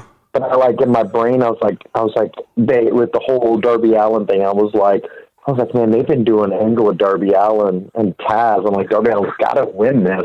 And then the Mystery Man came out, and I was shocked who it was. Yeah, I was too. But then I was like, I thought of what you said, and when we were talking last week, and you were like, oh, I hope. I forget who it was, goes to Impact. They really need him. And I hadn't watched Impact in forever. I thought Brian Cage was still with Impact. And when I seen him show up, my first thought was, oh no, Bobby's going to be upset. They took away one of Impact's greatest talents. But then I found out he was on free range or whatever we call it. And I was like, oh, never mind. Yeah. But it still sucks though, because Impact, he was really good in Impact. Yeah, he was. But I was happy to see him. He left Impact, I think, the same time John Morrison did. So. Oh, did he? Yeah. Okay. So Morrison's been gone from Impact for a while, and so has Brian. And I don't know. I was kind of surprised, but I was kind of happy. I said, oh, okay, that totally makes sense. But he is a beast, man. That guy. He really is. He can do moonsaults, and he can like jump over the top rope, and I've seen him do it on Lucha Underground. I've seen it do it on like Impact. So that's what we talked about at the party I was at last week. Because I didn't message you about it, and I was like, I saw one guy was King Cuerno, but it wasn't. I was like NXT's got a lot of. The WWE has a lot of Impact people, and then my friend Daryl was talking about. He's like, but AEW does too. And then they started naming them off. I was like, oh, that's right. AEW does have a bunch of Impact people. Yeah. But my thing is this though. Like I was wondering for a moment, and then I got to looking at him again. Like there's been a lot of interviews with him, and he says he'll never go to WWE because his pee is toxic. Yeah. But then. If you look at him now compared to like Lucha Underground, or even when he was wrestling in AAA, he's not as big. So my thing is is he still using? Is he not as much? But then I'm like, what is AEW's? My mind goes to, well, what's AEW's stance on steroids? Right. Because WWE got put in those steroid trials in the 80s, and he barely made it out alive if it wasn't for Hulk Hogan. Yeah. I was kind of thinking that too, the same way, because for some reason I didn't think he was going to go to WWE. I never thought of that, so I just But my question is what's their wellness protocol for AEW? Yeah, no, right. But Brian Cage, Darby Allin did some wild stuff on that casino ladder match. Did you see the stuff he was doing? Yes, I'm like, I looked at it and I said, you want a broken ankle? That's how you get a broken ankle. But he was actually on AEW Unrestricted podcast this past week, and he was talking about was he? Yeah, he was doing all kinds of stuff before he got into wrestling. He was doing stuff for Tony Hawk, like Tony Hawk, and I think Ridiculousness was asking him to do like wild stuff. So he was doing the wilder stuff as he could to get paid. Because like he would submit like videos and videos and videos, and if they actually picked it, then he would get paid. So he was doing a lot of wild stuff even back then. Wow, that's crazy. It is. So, but I really really like him a lot. So, and they had Colt Cabana, they had Orange Cassidy, of course. Mm-hmm. Joey Janela, he stepped in for Ray Phoenix because Ray got hurt like on that on Dynamite the week before. Scorpio Sky, Frankie Kazarian, Kip Sabian, and Jimmy Havoc was involved, but he wasn't even in the match. So no, it was like they had like how many people they have in the match? Was it like 7 or 9? No matter what it was the roster plus 2 because Penelope Ford even got involved. Yeah, Luchasaurus was there, and I think Marco Stern was there. I can't remember. I don't know if Marco Stunt was in it. I can't remember. I wouldn't be surprised. But it was a good match, though. Yeah. It was really good. I like their version of Money in the Bank. I think it's really good. Yeah, big old casino chip. So that was kind of cool. But Darby stood out the most for me, and I was laughing whenever Orange Cassidy came out, took his time, walking out slow, and so like I love how they announce them. It's great. Wayne, whatever from Wayne, whatever. He's so good, but that character works really well because he has taken years. He's like the opposite of Shinsuke Nakamura. Like Shinsuke took years to become Swagsuke and in JPW, and Orange Cassidy took years to become the guru of Zen. Yeah, I don't think he would ever make it to WWE because like Vince wouldn't understand him at all. They would treat him just like they did Shinsuke or Cesaro or Chad Gable or anybody else like that. He wouldn't even wrestle. He'd just show up like between matches or during interviews or something. But anyway. Yep. I don't know if I have this in order, the list I gave you, but yeah. Let's see what I got next is MJF versus Jungle Boy. Mm-hmm. That was actually a pretty good match. As much as MJF is really good at the 80s heel. Yeah. He's actually really good at wrestling. Like, I know a lot of people, like I said, he's really good. Like, he's his persona 24/7. And that's why a lot of people don't like him. You know what I'm saying? Yeah. But he's a decent wrestler. I really do. I like everything about MJF, and I love everything about Jungle Boy Jack Perry. Mm-hmm. Oh, how JR says his name. But it was really good. I was very happy with that match. I thought it was really good. Did you know that MJF came from Kurt Hawkins' wrestling school? No. Yeah. Did he really? Yep. Him God, and Kurt Hawkins and Chris Statlander came from.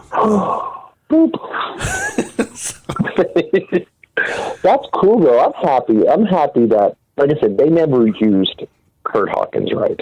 No. He was really good, and he was a great tag team specialist.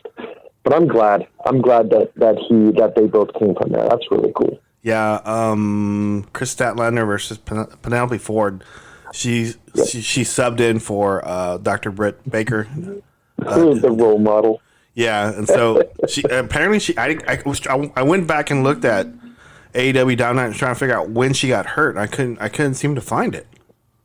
Yeah, it was whenever they threw Nyla Rose on her. Oh, okay. That was when she was in the corner. Yeah. Like when Nyla Rose landed, you could actually see like the leg bend the wrong way. Oh man. But yeah, because I remember before I watched it, because I watched on Saturdays on the app, on the TNT app, and I had seen someone talk about the botches that had happened with like Ray Phoenix. Yeah. And Britt Baker. And they had showed a picture where it happened, so I had that reference point. Like, I knew where it was going to happen. But it was just like a still shot picture. But then when I watched it in real time, I was like, oh, that leg went the wrong way. Like, when it landed, you could tell, like, it looked like she tried to move her leg, but didn't get to it at the right time. And it bent, like, instead of going up and down, it bent down to up, like how you hyperextend it. Yeah. But it was worse because Nyla Rose laid there for a little bit and she couldn't get out. And I was like, oh, that really does suck. Oh, she's the new, what's her name? Nia Jax. Oh, sweet. Yay! Oh, don't get me started on her. Like, I like her, but when you start hurting way too many people, I'm like, I don't care who's your cousin. I don't care who your cousin is. You got to stop. Yeah. But the Chris Statlander, Penelope Ford, that was actually a pretty good match too. Mm-hmm. And Penelope Ford's a good wrestler. Yeah, she is. She is, and I'm glad she's finally starting to show it. And she took that opportunity and she ran with it, so it was good. She sure did.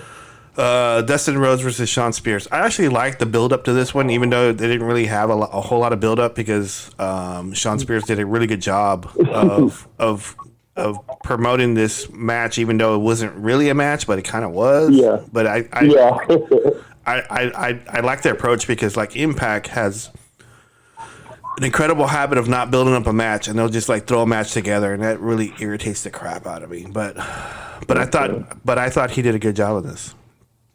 Yeah, it was definitely a squash match. Yeah, and I like how AEW does squash matches. Yeah, like Shawn Spears, people are like, oh, he's getting buried in AEW, but he's not. Like the problem that I have is you have WWE marks, you have AEW marks, then you have Smarks. Yeah. And then I like to think I know what's going on, but then I don't really know because I just use common sense. Like when talking about WWE, just for a quick example, Nia Jax, whenever Asuka the first week she was a champion, and then Kairi Sane went one way, she went the other, she looked at Kairi Sane, and I was like, oh, she's going to attack Kairi Sane because that's just common sense. That's what you do. Right. So I like to look at it that way, and I'm wrong a lot whenever I'm like, oh, they're going to do this. Oh, no, they didn't do that. But when they squash, like Shawn Spears is getting more of a push now than he did in WWE when he went to the main roster. But, it was the way they approached the squash match was really good. It's like he came out and was obnoxious. Like, Dustin Rhodes' music hit. I paid them to do that. Ha, ha, ha. Yeah. And you're like, oh, okay, this is actually really going to happen. They did it again. He's like, no, guys, I just paid you one time. And he is watching his side, and I was like, oh, Dustin's going to come from behind. Like, I thought that from the very beginning. Okay, guys, turn it off. And then he did it. And Shawn Spears, usually like a WWE squash match, getting up is an offensive move for the other person, and then they get squashed. But he had a couple offensive moves. Good job. They have a couple of offensive moves, but then he ultimately got beat, and that was the story that it should have been. Like, oh, you're going to challenge me and make fun of me? Well, I'm going to show you why I am Dustin Rhodes or Dustin Runnels or whatever. But it was still a squash match. Like, he didn't really get any good big moves off. He got a couple offensive ones, But yeah, I like AEW's version of squash matches because they do let the other person, even whenever you have what was it? Whoever fought Pineapple Pete, Chris Jericho. Like you knew Pineapple Pete wasn't going to win, but he still got some really good moves. Or like whenever Shawn Spears comes out and wrestles nameless jobber that you had to know because you had to watch AEW Dark. Yeah, he got a couple of them off, and then he gets mad. MJF does the same thing. It's like he wrestled, got hit in the face by Marco Stunt, and Marco Stunt got some moves off. And for a moment, you're like, oh, Marco Stunt might actually win. But it was still a squash match because MJF still won. He just got cocky, and then the person capitalized on it. Right. It's like you got to have Dustin win every now and then because he's too busy putting people over. So you got to like to sell it. He's got to win sometimes, right? You got to win it. You really do. You got to win sometimes, and then you push people over, and that's what they do. That's what he does. Exactly, and every little thing giving Shawn Spears the win. You know, they long-term book, which I like because WWE had they have really bad issues on that one, but they're long-term booking. Like they're setting up storylines left and right, and it's not right away, but they get back to them. They don't just start it and then leave it alone. 2 or 3 weeks, they have that storyline back in full force. Yeah. So I like what they're doing. They're doing really good. Cody versus the Murder Hawk. Man, we both were right on that one. Like I said, we said something. There had to have been either a cockiness or a mistake. Yeah. And it had all of that in it. I thought it was real. I thought the story they told was really, really good. I really enjoyed it. Murder Hawk was on Jericho's podcast like the week before. Really? Was it good? Yeah, it was actually really, really good. And he told Jericho that he was going to kick Cody's ass. He goes, "I'm gonna kick his ass." Don't mince words. But I really like it because like he talked a lot about Japan and the culture there, and it was really, really good. So, I thought the only thing that really gets me about this match or this championship match was. I'm like a big believer in finishing moves. You know, if you're going to use a finishing move, let it be a finishing move. Mm-hmm. And so I don't know, because Impact's really, really bad about that. They'll let people do like 3 finishing moves and they still kick out of stuff. And I don't know. I liked this match, but I just if you're gonna use a finishing move, use a finishing move and in the match, mm-hmm. But other than that, I really, really liked it a lot. It was really good, really entertaining. Mm-hmm. And I thought, and you talked about Mike Tyson and what he got involved in it. Yeah. Actually, he did, and it was really good. Because you could kind of tell that they probably told him what to do or script it, and Mm-hmm. he probably didn't even listen to it. He probably just gonna do whatever he wants to do. No.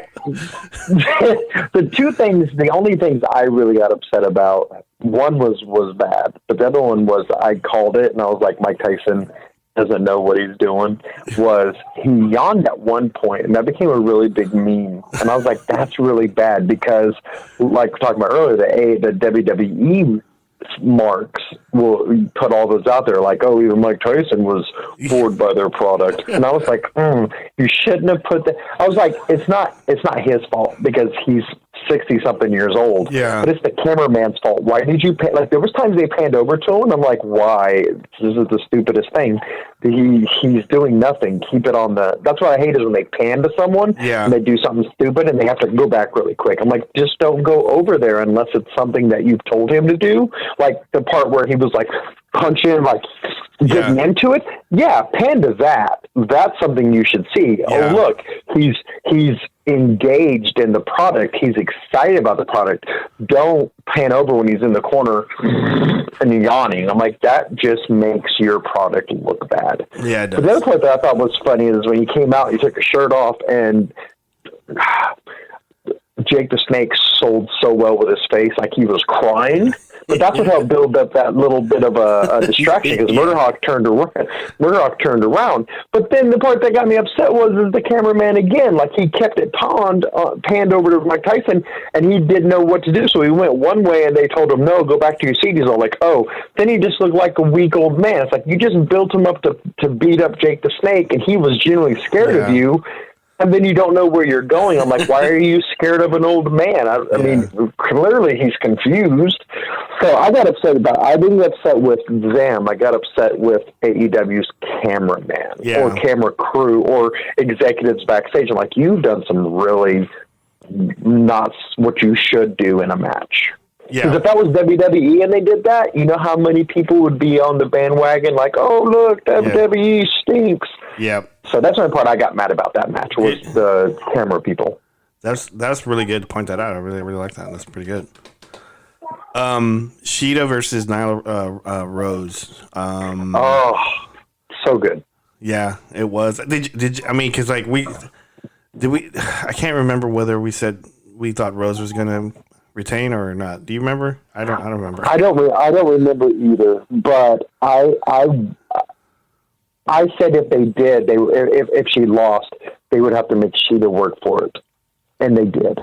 Like she went through heck and back. She went through a table, but they let her have good moves. It wasn't like I remember saying if she does win, like Nyla Rose is going to dominate like 3/4 or more of the match, and they did do that. She did dominate. Yeah, actually, but Sheeta picked her spot. I do recall now that you actually did say that. Yeah, that she was. So that's the thing. But she was going to dominate most of the match, but okay. Yeah, so it was good though, the way they set it up. It wasn't like murder. Oh, quick, and you're done. They staggered it. You know what I'm saying? And then that's really good tattoo, Bubba. But they let her win with her knee strike. Like they set it up. She got hit in the face. They did it right. Like she is dominating.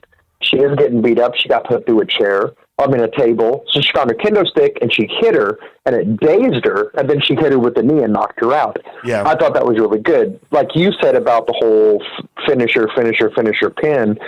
I like the way they did it because some other places have a really bad thing of I'm beating you up. Oh, look, this kendo stick came out of nowhere. Bam, the match is over. Yeah. Like they build the matches really well, and that's what I really like. So I like the whole progression that they did. John Moxley versus Brody Lee. I really like this match. That was like I thought. You know, had I not seen the end product of this, I would have said this was the match of the night. So yes, and I agree with that. It was really good. I thought it was like they. To be honest, it showed that they were like had worked together before, and they were like so in tune with each other, and where they were like, I was really impressed whenever they both like kicked each other at the same time outside of the ring. I go, man, that's some good timing. That's some good timing. I mean, it was just like, they end up going through the stage. I said, man, I thought someone got a really bad concussion on that one. It looked like it. So, we debated because the way, but you got to remember, like what you come from. Like when WWE does something like that, you can tell it's there. Yeah. Like I because we had to go back and look at it. Like I was like, yes, they knew that was going to happen, but I was like, it was a great spot, but I was like, man, and you could tell that was going to happen. But then you go back and look at it, and some of the wood was jagged. Like it looks like it was broke, not like pre-cut, but like broke. Maybe they just did enough to do it. So when you did it, it was the realism.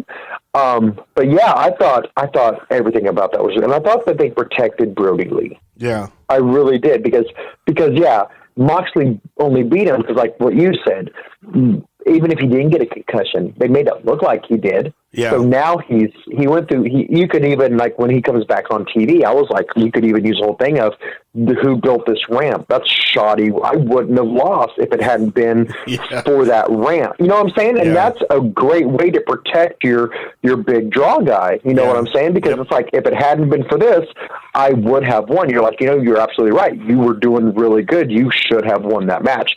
But this happened. So I thought it was great storytelling and great everything all around. I thought it was a good, hard-earned victory. Yeah. The Elite versus the Inner Circle, the match that I enjoyed.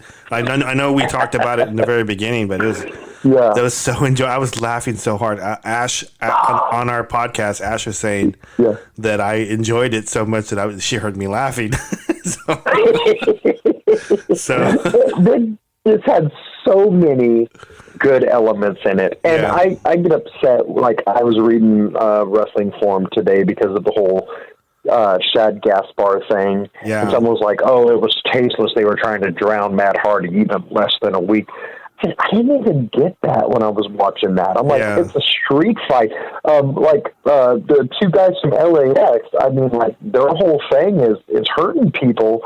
Why wouldn't they use the pool? I mean, I didn't really even correlate that together, and I still don't. Maybe that's because I'm dumb and naive. I don't know. Yeah. But I didn't see it that way. I didn't either. So I thought as like the pool of rejuvenation. Like they put him in it, he's going to come out as somebody else because that's the story I've been told from Impact. You know what I'm saying? Yeah. From the very beginning, he has a lake of rejuvenation. Doesn't matter where it's at. So that's the way I saw it. And then plus one of Matt Hardy's gifts is that he can hold his breath underwater for a long period of time. So, I think he even had that in one of his little backpacks. Yeah. So. Yeah.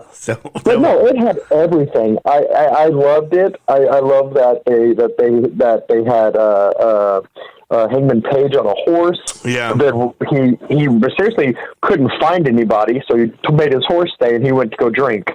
And then that was a really good little thing they had because you had Hager and him drinking together, and then they had the bar fight, and they even did the cool little stereotypical Wild West scene where it just had so many really good elements. And they even brought back fan service. They brought back him being chased by Matt Hardy and Omega. And then they had football.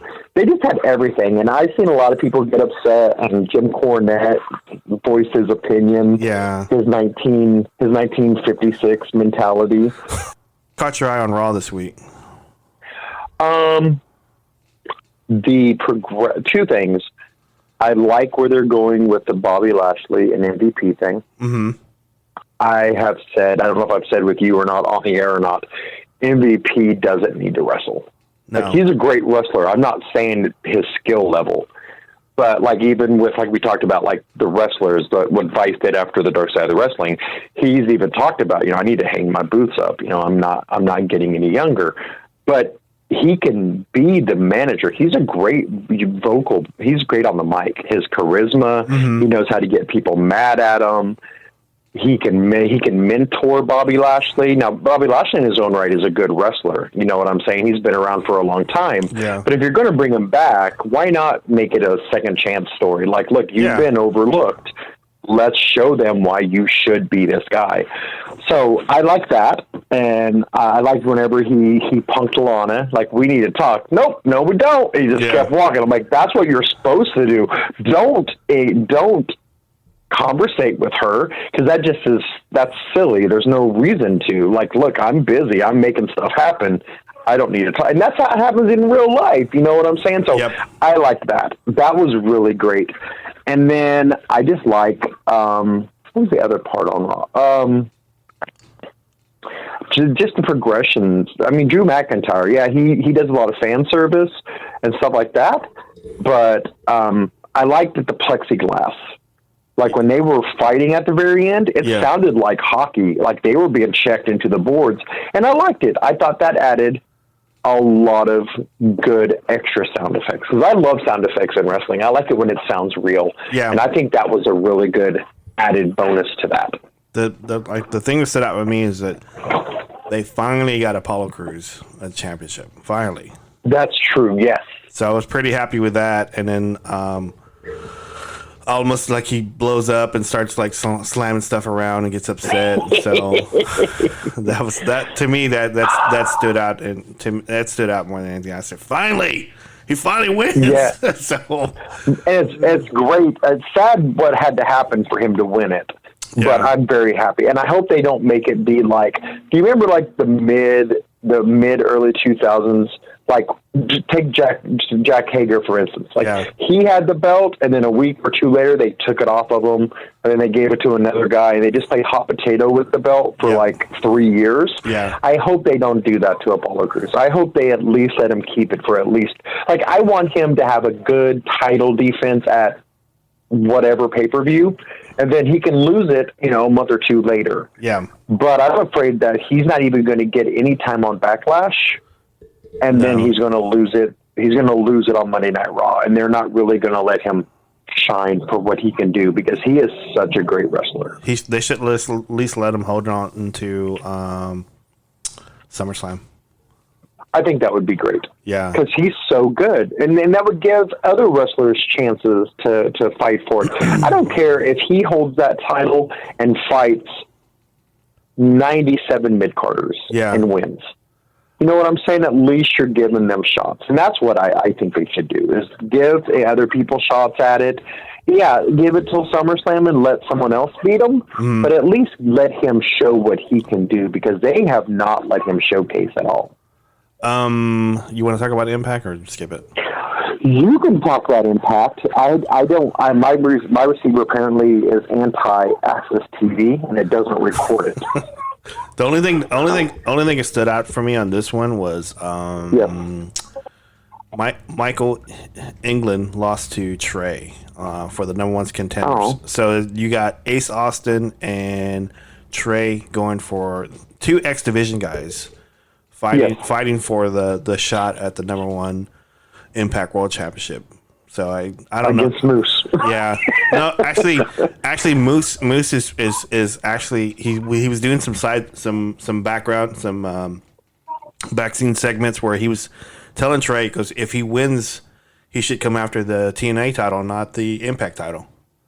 Yeah. So they're working it to do that. So I mean, that's the only thing that actually makes me happy about that they're writing about that, is that they're doing that. So because I think everything Moose does is great, and everything that he's a part of, I want to watch, and I'm invested in it. So that's me, how I look at it. The rest of the stuff, some of the stuff is like, why are they doing that? That doesn't make any sense. But that's just me. But yeah, you want to touch on? You don't want to touch? Do you want to touch on anything from AEW, from Dynamite this week, or do you want to skip that? Yeah, I mean, this just two things. Okay. Because I watched it, I thought it was really great. I really thought in the very beginning, the part that made me laugh in the beginning when they were talking about the boxes of the T-shirts, when he was like, well, I forget the guy's name, overall, his hair. He's like, no, he just gave us a really good deal. And then Jericho's like, and he had his hand on his head. I was really thinking that they were going to do a reference, like, I'm never going to financially recover from this. That just made me laugh. Like, I'm surrounded by idiots. I thought that was great. Like, Jericho is so good, and he's golden on everything he does. Yeah. Like, I love it. But the other thing is Britt Baker came back. Mm-hmm. Yeah. And I like that she calls Rebel Reba. Yeah. And she had the conspiracy theory board. Yeah. And I just love it when anybody talks good about because she's got she's got the pop, man. They all know it, and so they're just gonna run with it. Exactly. So, and I like whenever they bring any light to the greatest referee of any promotion. Yeah. I was happy about that. Aubrey. Yes. Aubrey, oh, she's such a good referee. I don't know if she's as good as the referee that got hit by Roddy Piper and sold all three ropes. Yeah. Have you seen that video? Like, that ref to me is like the golden standard of refs. Like, he's not even a wrestler, but he sold like he got knocked out. Like, he hit every single rope on the way down. But she's always seems to be in the right position. Like, I really like her reffing skills. But yeah, the heel stood out on AEW. I thought it was great. Everything that happened with the heel work and everything was really, really good. And I like that they even let Tony Schiavone didn't know what to do with his hands. Like he was like, "Oh, Mike, I don't know what I'm doing." So that's what stood out on AEW. They let the heels have a really good shining time this week, and I was very happy about that. Britt Baker and Aubrey they're like best friends. Are they really? Yeah. That's good times. Yeah, because Brett was telling the story about when she got a concussion, like a really bad concussion. It was like during Dynamite, I think last year. And it's like whenever her and Aubrey had first met, and Aubrey was in like 4 floors below Brett in her like hotel room, and that she would go like every hour to go knock on her door and open it and make sure that she didn't fall asleep and stayed up. Oh, that's cool. And so they're really, really close, and so. I thought it was funny because anytime she's picking on her, which she was during that segment was awesome. Yeah. Yes. So, but that's great. The other thing that also is good guy Matt Hardy, like the one guy from Private Party that got hurt. Like Matt Hardy literally went over and was like, "Hey, let's get you out." Like I like that. Like he even though they just wrestled, he's like, "Look, I need to go take care of this guy. He's hurt." Yeah. So those are the things that stood out. Like I have nothing bad to say about Dynamite. It was really good. It was actually really good week. And FTR showed up. Yes, I was. Yeah. So. I was kind of confused because I thought they were going to go by the Revolt, and they didn't use that name. They can't because of that lawsuit. Well, the Revival is their name. Oh, that's right. That's right. They changed it to the Revolt, and I was surprised. Why are they not saying that? I go, what the hell? I guess they're just being generic FTR. It's like, let's just not get in trouble for anything. Yeah. So they didn't attack the Young Bucks, which I thought they were going to do, and. The Swerve, you got you. The Swerve got you, man. Yeah. So you got hornswoggled. It's okay, man. I'm all right with it. Yeah, because that's good times. I like those guys a lot.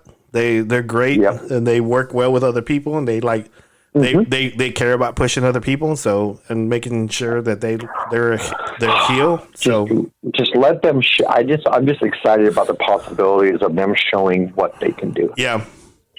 So that's what I'm excited about. NXT, what stood out for you, man? NXT this week? I was very the thing that stood out for me was Keith Lee's back, and I like that they're letting him show his relationship with Mia Yim. Mm-hmm. That made me very happy. And then the other thing was Adam Cole and William Regal's banter. That made me so happy. Because William Regal got Adam Cole when he's like, "You're acting like a baby," and then he's like, "Oh, yeah," and then he turns around and without missing a beat makes fun of him. He's like, "Hey, been the same as been a man's man." I was like, "Oh, because that song and that whole video package of Man's Man for William Regal, I watched that at least." I would say at least 4 times a year. Like I'm feeling down. I'm like, William Regal's man. I watch it. It just makes me laugh. I forgot what I was doing when I was watching that. I was doing something else, and then I stopped and I went over there and like rewinded it and started watching it again. So it was actually pretty funny. But they're just both of them are so good. And I don't know what William Regal drinks, but like he's gotten better, not like more handsome or anything like that, but I mean, like, from when he was wrestling, like, I was like, oh God, you've got the Ric Flair syndrome, you need to leave it alone. But then he became the general manager of NXT, and I'm like, I feel like he could still put on a really good wrestling match with someone. I'm like, I really want to see William Regal fight someone now. Yeah. So, but I love William Regal. I've loved him ever since WCW. Yeah. He was good. I mean, I think whenever like the later part of his career, he was the squash king, but it was okay. It was that's okay. true. But that's what stood out to me. I like what they did. I like those segments really good, and I was happy to see the Velveteen Dream for a moment. So it was all good. Drake Maverick. What are they doing with that? I mean, I'm kind of confused a little bit. I was too. I talked to my friend Joey because we talk all the time, and I told Joey when we watched Double or Nothing, I was like, you would be Orange Cassidy because he's literally like whatever. But we were talking, and I was like, Drake Maverick for the win, and he said, and it made me laugh. I almost spit out my coffee. He was like, if they don't let him win, WWE is doing the biggest buttholishness ever to let him get there and then just let him get beat. I was like, that's really. So I agree. If they're going to let him win because he's got the backing, they need to rehire him. But I haven't seen them said they've rehired him or anything. So I think it's going to be really, really poopish if they let him go to the very finals and the thing and then just get squashed and then lose. It's like they want to look like NXT wants to look like an asshole by doing that, by put them in the finals and let them lose to. Yeah, and even after Kushida's endorsement, like Kushida's like, you win. I was like, you have to win now. Like they made this. What the hell, man? Whole tournament for Kushida. You know what I'm saying? Yeah. Like Kushida was the golden boy of this whole tournament, and then you let him win. You let Drake Maverick win. I'm like, if you don't, and Kushida even gave you the hey, good job, you're going to win this. Go for it. If you don't let Drake Maverick win now, they're just so many levels of buttholeness. Smackdown. What stood out to you? The tastelessness of the opening segment. Yeah. And I know Matt Hardy commented on it and said that this is why he's very happy to be working for Tony Khan. No, he did. You know what I'm saying? And Tony Khan was like, your leadership. Like, I hadn't watched Dynamite yet, and he was talking about your leadership, everything you do for everybody. Like, you are one of our best acquisitions. Mm-hmm. And then I watched Dynamite, and what Matt Hardy did for the guy that was hurt in Private Party. I'm like, this is why Tony Khan said that. But I just think it's really. I know that they say they have to sign off on the segment, but I don't know why Jeff Hardy would sign off on that. That made him look so bad. Yeah, it did. It did. And it was like, I guess, I don't know. Someone must have sold it to him. And he looked really, and he actually legitimately looked like he didn't know what was going on. Like, did you just give him a couple of beers so he could sell? I don't know. It's just, it made a pit in my stomach. And I fast forwarded through it. My kids were like, why are we fast forwarding? I'm like, we don't need to see this again. I just fast forwarded. It wasn't the whole fast forwarding because Shayna Baszler said something mean about moms. Like, that was really, to me, again, I'm just one person, but to me it was tasteless. I did not like that at all. Yeah. And then they would re-show what happened. I'm like, why? I don't know. This is, and I mean, like, CM Punk made fun of him for drinking, but it wasn't tasteless like that. You know what I'm saying? Yeah. And then even CM Punk being straight edge, they had, what was it? Christian or whatever it was. It's like, oh no, it was AJ. It was, I forget who it was, but they were like, you're going to drink. I'm going to make sure you drink. And he never, you know what I'm saying? Like, that wasn't even tasteless, but this just seemed like it was in like the vein of just like, oh, your brother's doing so well in AEW, so we're going to punish you, and we're going to make fun of you for being, you know, no, here's your demon, let's just exploit it. And I didn't like it. I thought I did not like what they did. The best thing I liked about SmackDown is that Matt Riddle's going there. I'm very happy about that. Man, that was the other thing I didn't talk about. Like, I've seen people lose a tooth, but man, like, Timothy Thatcher did not block Matt Riddle's kick. No, he didn't. He spit chicklets out. It looked like a hockey game. Yeah, I was like, dear God, because he even went to do that kick again, and he stopped and went to throw the punch. Yeah. But yeah, no, Matt Riddle, I'm very happy about him going there. The only thing that stood out to me was the good, like, they did honor, Sasha Banks honored, and the New Day honored the two different people. I thought that was really nice. Yeah, that was. But their little segment of "Where's Your Title?" to Sasha Banks just made me laugh. I thought that was really good. They had a really good segment there. It's The funny. moment of bliss. Yeah. It was really good. Hey, so we're going to do this next week. Earl, thanks for being a Yes. part of the show. I appreciate you guys. You have any shout-outs for anybody? Just you and the Bigfoot Club. Thank you for giving me the chance to talk wrestling with you, at least. Absolutely. I always enjoy talking wrestling. And just a shout out to my wife and kids. I mean, my wife gives me the time on Saturdays to do this, and my kids love watching wrestling, so I felt like that's getting us a little bit closer together, more than we already were. So, Right on, man. Okay, well, we'll see you next week. Good night, everybody. all right. Night. For Bigfoot Club for life.